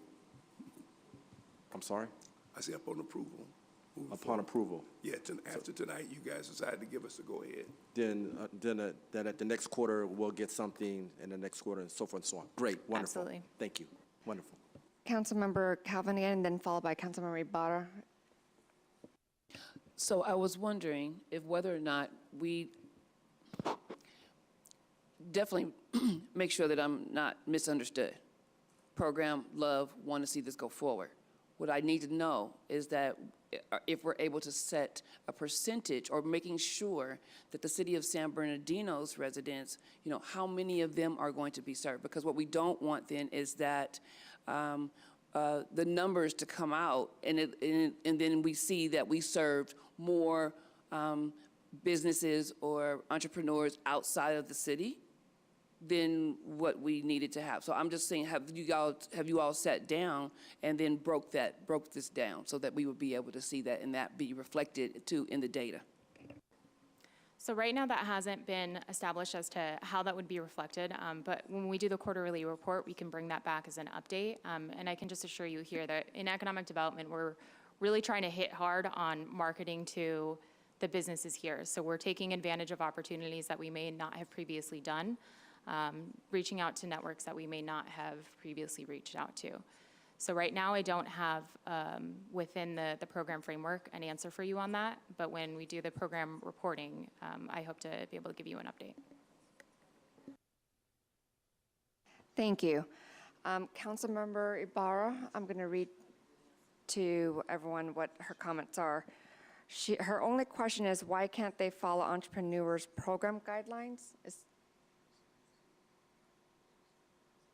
Only SB businesses and residents can get help. Is that, Councilmember Barr? Is that? And if they can't, we should consider another agency to run this program, is what Councilmember Ibarra's message. Is that correct, Councilwoman Ibarra? Yeah. Can you repeat that one more time? So I heard the last part of it was, could someone else run it?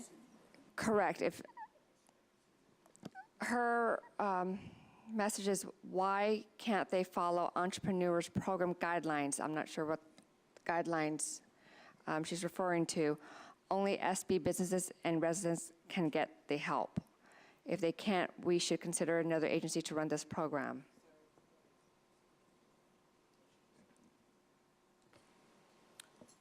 I think my colleague here wants me to read out her question. My only question is, why can't they follow the Emprendedores program guidelines? Only SB businesses and residents get the help. If they can't, we should consider another agency to run this program. Is that a question for me? Because I'm just trying to understand, because if your request is for only San Bernardino-based businesses to receive the funding in this opportunity, that would be a significant change to the MOU that's with Cal State San Bernardino. We would definitely have to take that back to them. Just in the experience and the year-long conversations that I've had with them, year-plus conversations that I've had with them, I'll just reiterate again that they're a regional-based organization, and their funding is intended to assist the folks within the region. Thank you. Councilmember Sanchez? Yeah, they're spending some of their own money too, and I know we get very tribalistic, but the people who would benefit from this program are not unlike us. They're people who are struggling. They dream of having a small business. They want financial independence. These aren't suddenly people who are from Redlands who ride in a Rolls Royce and are just going to take advantage of program money here. These are people not unlike us, and I think we look pretty bad when we say, no, this is for our tribe, no one outside of our tribe. And so I would move to approve the staff recommendation and the service provider, that's what you can call them. So I'll move the staff recommendation. And I'd like to just do, Councilwoman we'll just have to Calvin. add a substitute motion. I just want to make sure that that it is definitely listed how many the percentage of San Bernardino residents that are going to be served. I want everybody to be served, right? But the usage of our ARPA fund, our American Rescue Funds, it needs to be specific as to how much, what is going to be the percentage that are going to be served in the city of San Bernardino with our funds. Thank you. Mr. I'll City second that. Manager? I think I understand the nature of the questions that Councilwoman Calvin and others are asking. I think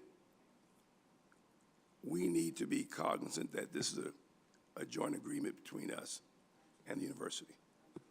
And so if we're going to make changes, specifically as it relates to how the money is going to be used, restriction-wise, only in San Bernardino or only in certain areas, we need to go back to the table and have a discussion with the university about whether or not those things are acceptable to them. And if they are, that's fine. But I'm just suggesting if we want to make changes from a resource standpoint of how it's allocated, we need to have that discussion. Maybe they're okay with it, maybe it's not a problem, but I would hate to make that decision tonight and without their review and discussion with them. That's a little different than if we say, okay, can we limit the amount? But because you're suggesting maybe we reach a certain threshold, if I understand, in terms of our expenditures that stays here. And they may be okay with that, but again, for me, it would be prudent to have a discussion with them about it and bring it back. Thank you. Councilmember Sanchez? Yeah, I can already tell you how that conversation is going to go. Cal State San Bernardino, they get money from taxpayers from the most northern point of this state to the most southern point, most western point, the most eastern point. And those tax dollars go to fund their programs. They're using some of their money for this program. Now you're going to tell them, yeah, I know you use money from other parts of the state, but now the money you're going to spend on this program, I want you to spend just within the confines of the city. That's not how this works. No. That's not what I stated. No, I'm not saying that. I'm just saying if that's the council's direction, I'm just saying we need to go back. Well, then this is me advising the council that if we have that conversation, then let's just go ahead and strike Cal State San Bernardino right now, because they are not going to be able to use statewide money specifically in their contract. They can't say, well, we're just going to spend our money in the city of San Bernardino. That's not what I stated or I asked know, for but anyway. that's the way the conversation is going to go, because We're equally, we're very close to both putting in the same amount of money in this Councilmember, pot. Please. Okay. We have Cal State here. I'd like to afford them an opportunity to be able to speak. Please, Mike. Thank you.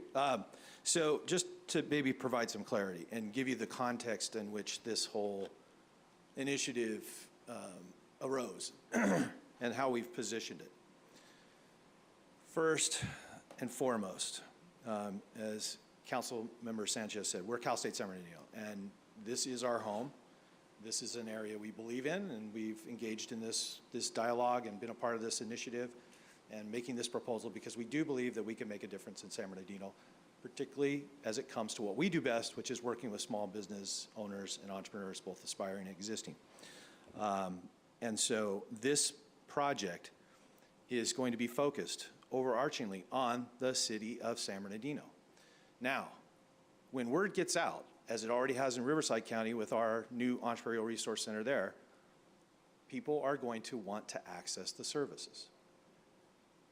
That's a good thing for us because, and it won't be overwhelmingly, again, we're going to do our marketing, community outreach, and our focus in the city of San Bernardino. That's where we want to have the impact. But there will be business owners that do not live in San Bernardino that will want to access the services. There will be people that will be in other communities that will hear about this and think, I want to access those services.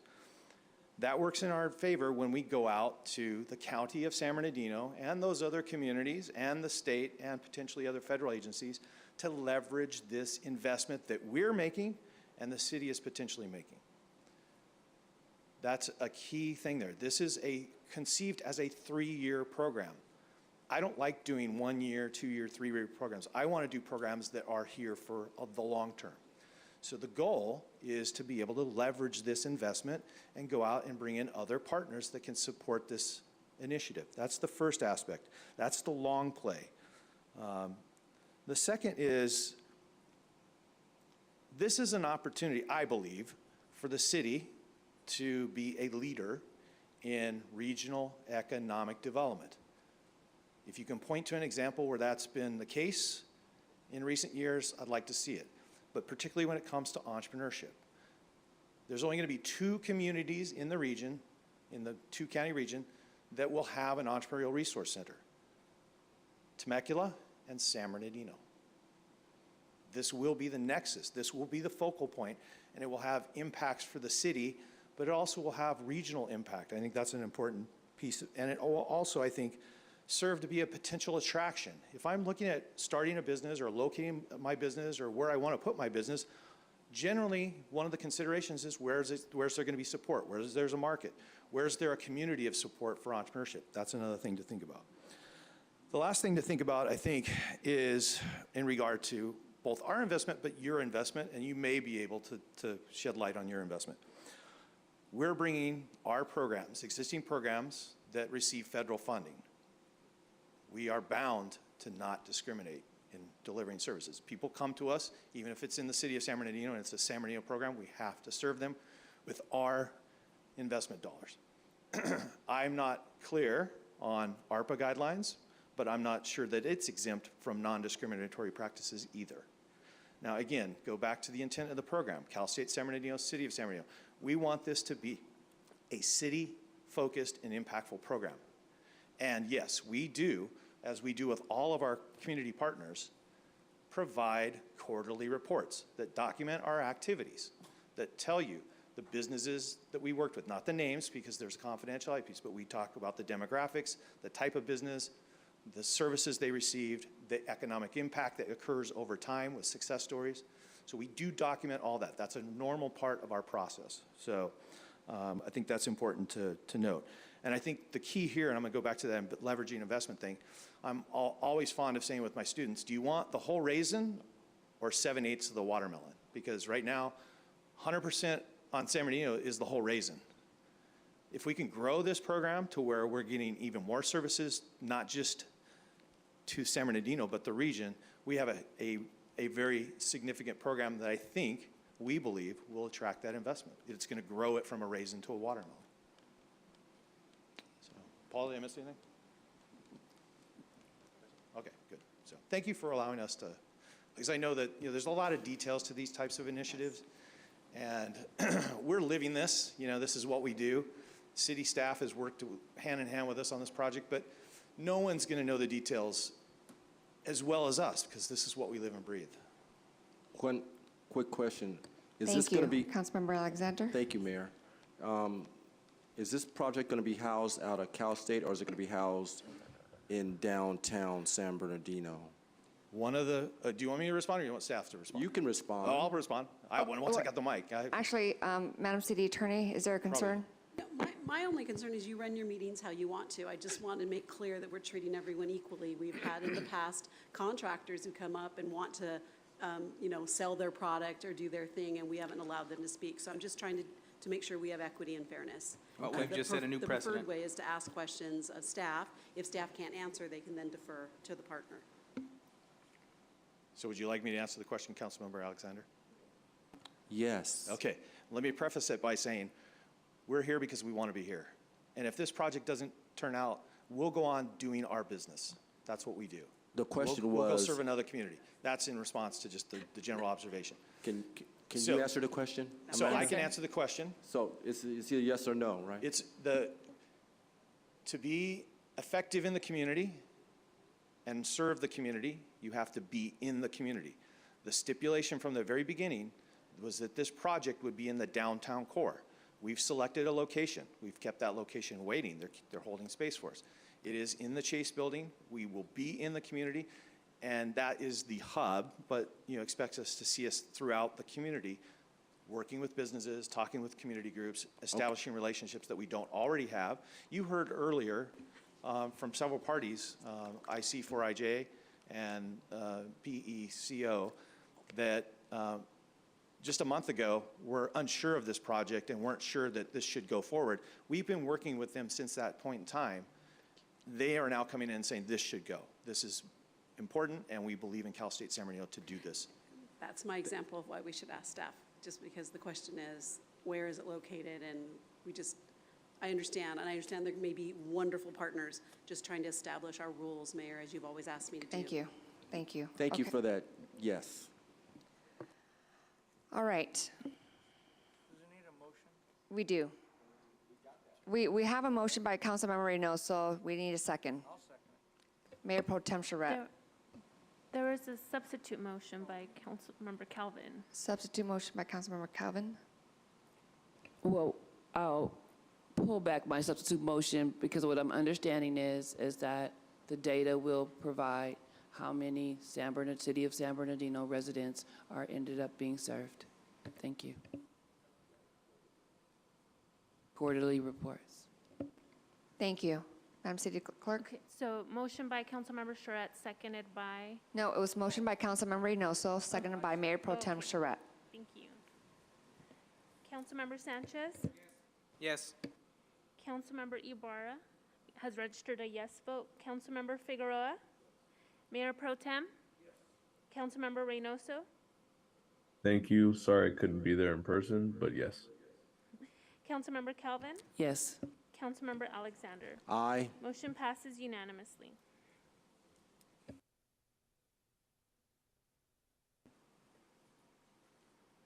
Thank you.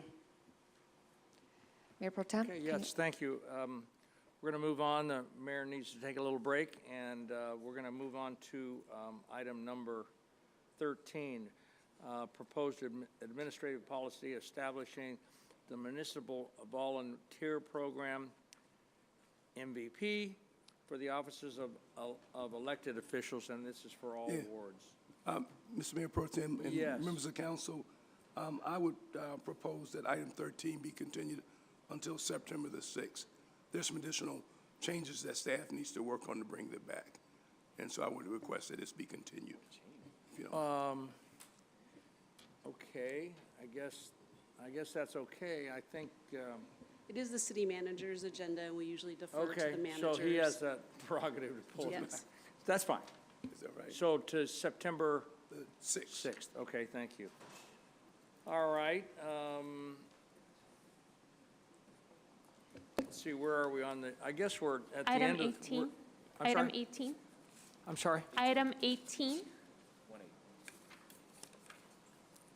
Oh, okay, these are items to be considered for future meetings.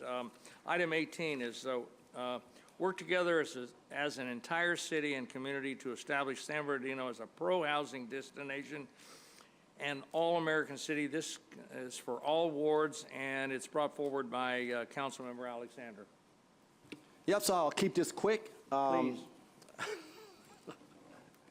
First of all, our pro-housing designation. Pro-housing designation, it provides our city additional points for performance in scoring in competitive housing and community development and infrastructure programs with HCD. That's what the pro-housing designation does.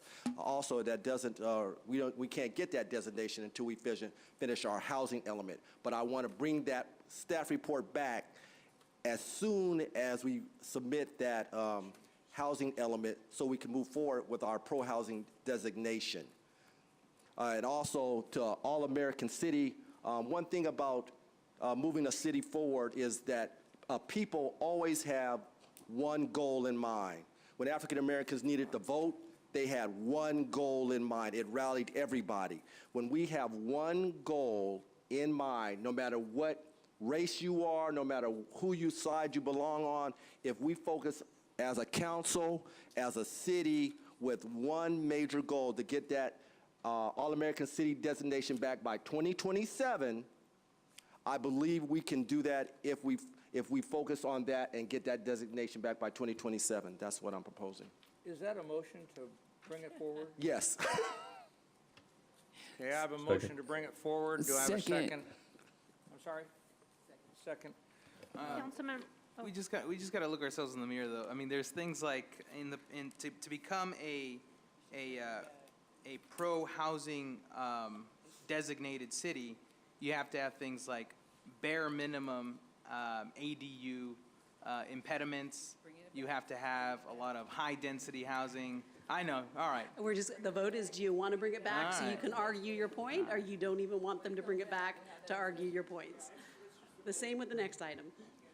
Can't speak, oh, there I can. It's just, well, thank you, Mayor, I'm glad you're back. Here's your script. We have, just, let's call for the question on whether we should bring this back for further discussion. Councilmember Sanchez? Yes. Councilmember Ibarra has registered a yes vote. Councilmember Figueroa? Mayor Pro Tem? Yes. Councilmember Reynoso? Yes. Councilmember Calvin? Yes. Councilmember Alexander? Aye. Motion passes to bring it forward at a future meeting, 6-1, with Councilmember Figueroa voting in opposition. Thank you. Thank you, Mayor Pro Tem. Moving on to items to be considered for future meetings. Oh, we did? Oops, Oh, wow. we're on 19. You guys are That's the quick. Same thing. No, we've got one more.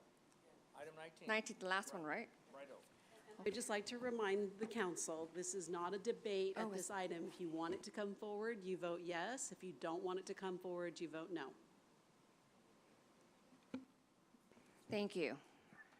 Excuse me, item number 19. Consider rent stabilization and other tenant protections. Councilmember Reynoso? Yeah, Should I it's speak on exactly your what it request? says. Let the motion to approve. Second. I have a motion and second. Madam City Clerk, please call for the vote. Councilmember Sanchez? No. Councilmember Ibarra? Has registered a yes vote. Councilmember Figueroa? No. Is that a no? No. Thank you. Mayor Pro Tem? No. Councilmember Reynoso? Yes. Councilmember Calvin? Yes. Councilmember Alexander? Aye. Okay, the motion to bring the item forward passes 4-3 with Councilmember Sanchez, Figueroa, and the Mayor Pro Tem voting in opposition. Thank you. Moving on to Mayor and City Council updates. Councilmember Sanchez? All right, let me pull them up. Registration has begun for the annual senior games. So if you're a senior, get registered, play one of the many events. There's got to be at least there's got to be like 24 events. I'm sure there's something you can do. It'll be a fun time. People show up to watch. It's great. And the second item here, the San Bernardino Police Department's specialized crime units participated in Operation Online Guardian in partnership with officers from departments across Southern California. During this 2-week operation, detectives conducted lengthy investigations targeting online predators. 139 arrests were made. But just to show you the current state of our justice system, 2 suspects were arrested twice in one day. In one day, people who are online predators were arrested, got out, committed another crime that same day, and were rearrested. So it's a sad state of affairs, but our cops are doing everything they can to protect us and protect the people we care. So when you see them, thank them, and let them know that their efforts aren't overlooked. Thank you. Councilmember Ibarra? Sorry, she sent me the message. One moment.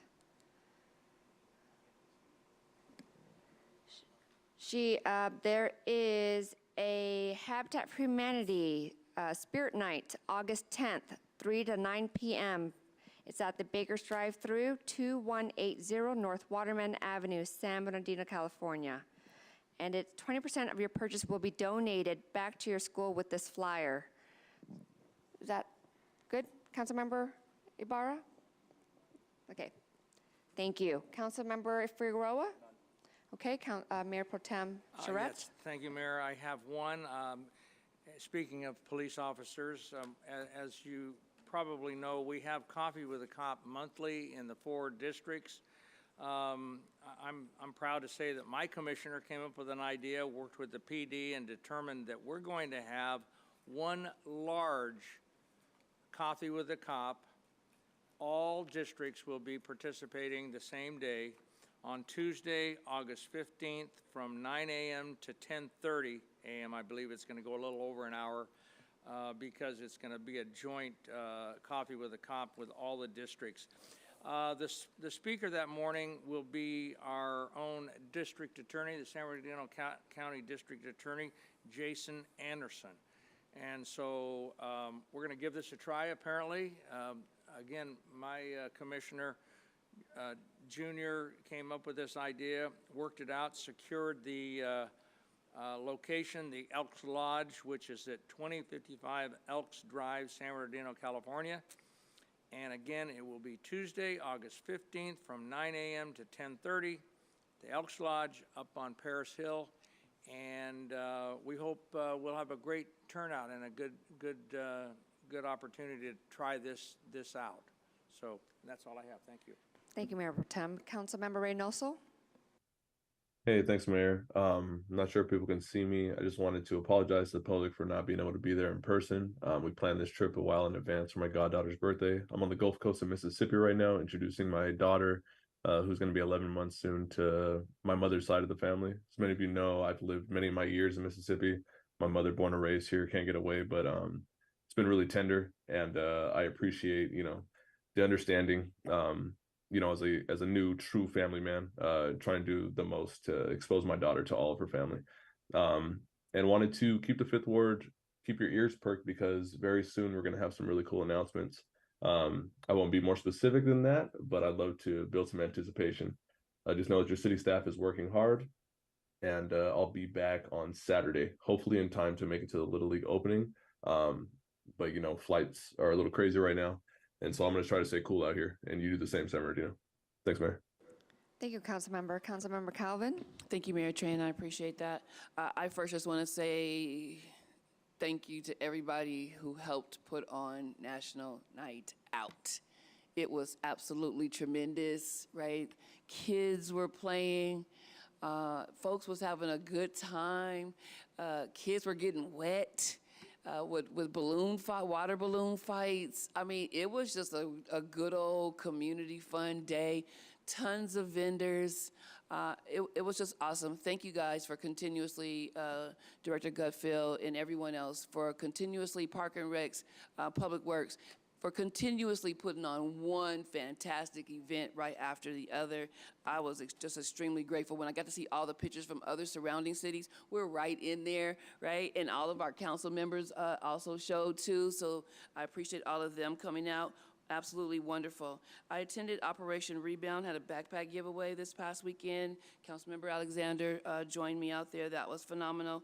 It was so many backpack giveaways. I assume everybody in the city, all 46,000 scholars, should have got a backpack, because there were tons of backpack giveaways. So thank you for all of the nonprofits that were able to come out and support and give to every part of the city. There was a backpack giveaway. I attended the Continuum of Care conference last week at Water of Life Church. That was also awesome, talking about all the many ways that we can continue to serve and become better with creating serving our homeless and creating more housing in our county. I appreciate that. I want to wish all of the scholars here in the city of San Bernardino a very happy and productive academic school year. School started back on Monday, so everybody, all the parents are in full gear right now, relieved of their kids are back at school.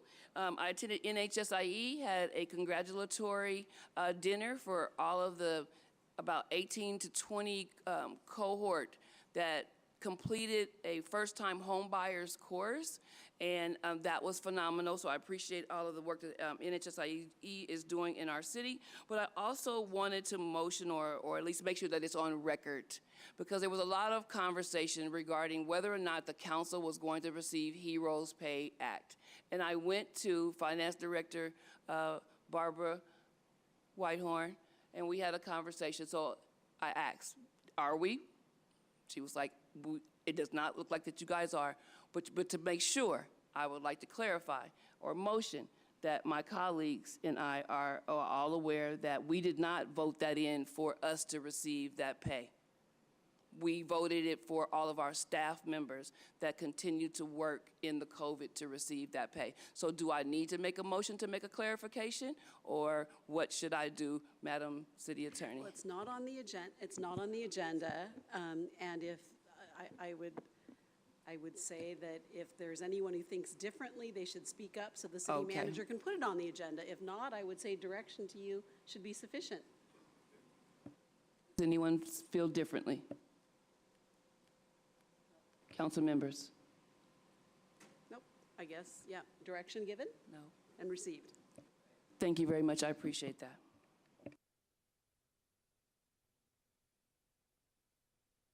Okay, thank you. Councilmember Alexander. Thank you, and thank you everybody who has stayed around and survived this little heat wave that we have here. Staff, I appreciate you guys staying and hanging around in this little heat wave we have in the council chambers. I appreciate you hanging in there. I really do, because it's tough right now. My report card, since we last met, I attended the Coffee with the Cop at Shandon Hills. It was an outstanding turnout as usual. I threw out the first pitch for the softball girls regional game. Myself, my wife as the school board member, and the chief of police, we all threw out a first pitch, and I did not bounce it. I attended 3 backpack giveaways, as Councilmember Calvin said. I went to the CAPS. Councilmember Calvin was there. Thomas Rice was at the CAPS food giveaway. We served over 600 community members, regional community members, with food on that particular day. It was 106. Then, like you said, later we went to Rebound and served some more folks. And then I went to Paris Hill Park for another backpack giveaway. And we served another 250 community members, and we served food, and that was just a crazy Saturday. That was just a crazy Saturday. Also, like she said, National Night Out. I'd like to especially thank Lieutenant Correll, who put it all together. She did an amazing job. I'd like to thank the 7th Ward commissioners who came out to my booth. We had a 7th Ward booth. I would like to thank all those commissioners and constituents who served in that booth at that time. I appreciate it. Daniel Hernandez is not here, but I'd like to thank Public Works and their staff for clearing the weeds off of the medium on Valencia between Highland and 30th Street. I've been sharing that information for a while, and it finally got done, so I would like to say thank you for getting it done. I appreciate it. And next, let's get some rocks on there, and we'll all be good. Our next meeting, Neenah North End Neighborhood Association is having their meeting at Arrowhead Country Club at 6:30. So if you live at the Neenah, that's when our next meeting is. Thank you, Madam Mayor. Thank you. I'll try to keep it brief. I just want to give a shout out to Supervisor Joe Baca for really putting his efforts in addressing the homelessness, and we had a meeting with him and his staff to talk about addressing the homelessness between the city and the county. So thank you, Supervisor Baca. I did attend a monthly homeless outreach at SECAM. Thank you, Pastor Jones. This outreach is hosted every 4th Friday of the month to provide resources to the unsheltered community, and it was really a lot of partners coming together to help assist with the unhoused folks. I do want to give the Public Works a shout out for an amazing encampment cleanup that was taking place yesterday near Walgreens, Wall Bell, Sepulveda Baseline, west of Waterman. Thank you so much. That was amazing. We got a lot of feedback from the public that was a great job that you guys did. So keep doing the great work that you're doing out in the community throughout the city. I want to mention the Western Regionals. I know Councilmember Reynoso mentioned it, and I believe Jeff Krause mentioned it. The Western Regional Baseball Tournament opening ceremony held this August 4th at 5 p.m.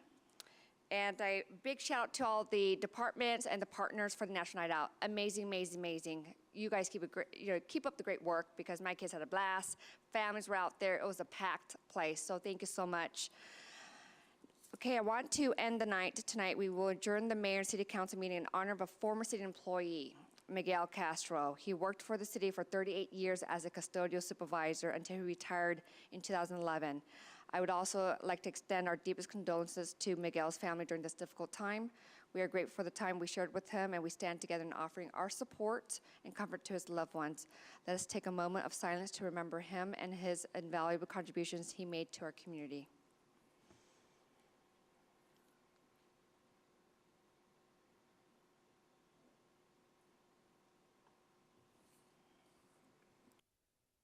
Thank you.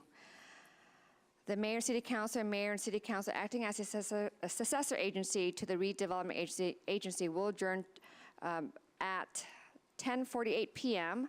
to a special closed session to be held on Thursday, August 3rd, 2023 at the Feldheim Central Library located at 555, actually, special meeting on the 3rd? Is there? Oh, there is, actually, I'm sorry, there is. At the Feldheim Central Library located at 555 West 6th Street, San Bernardino, California, 92401.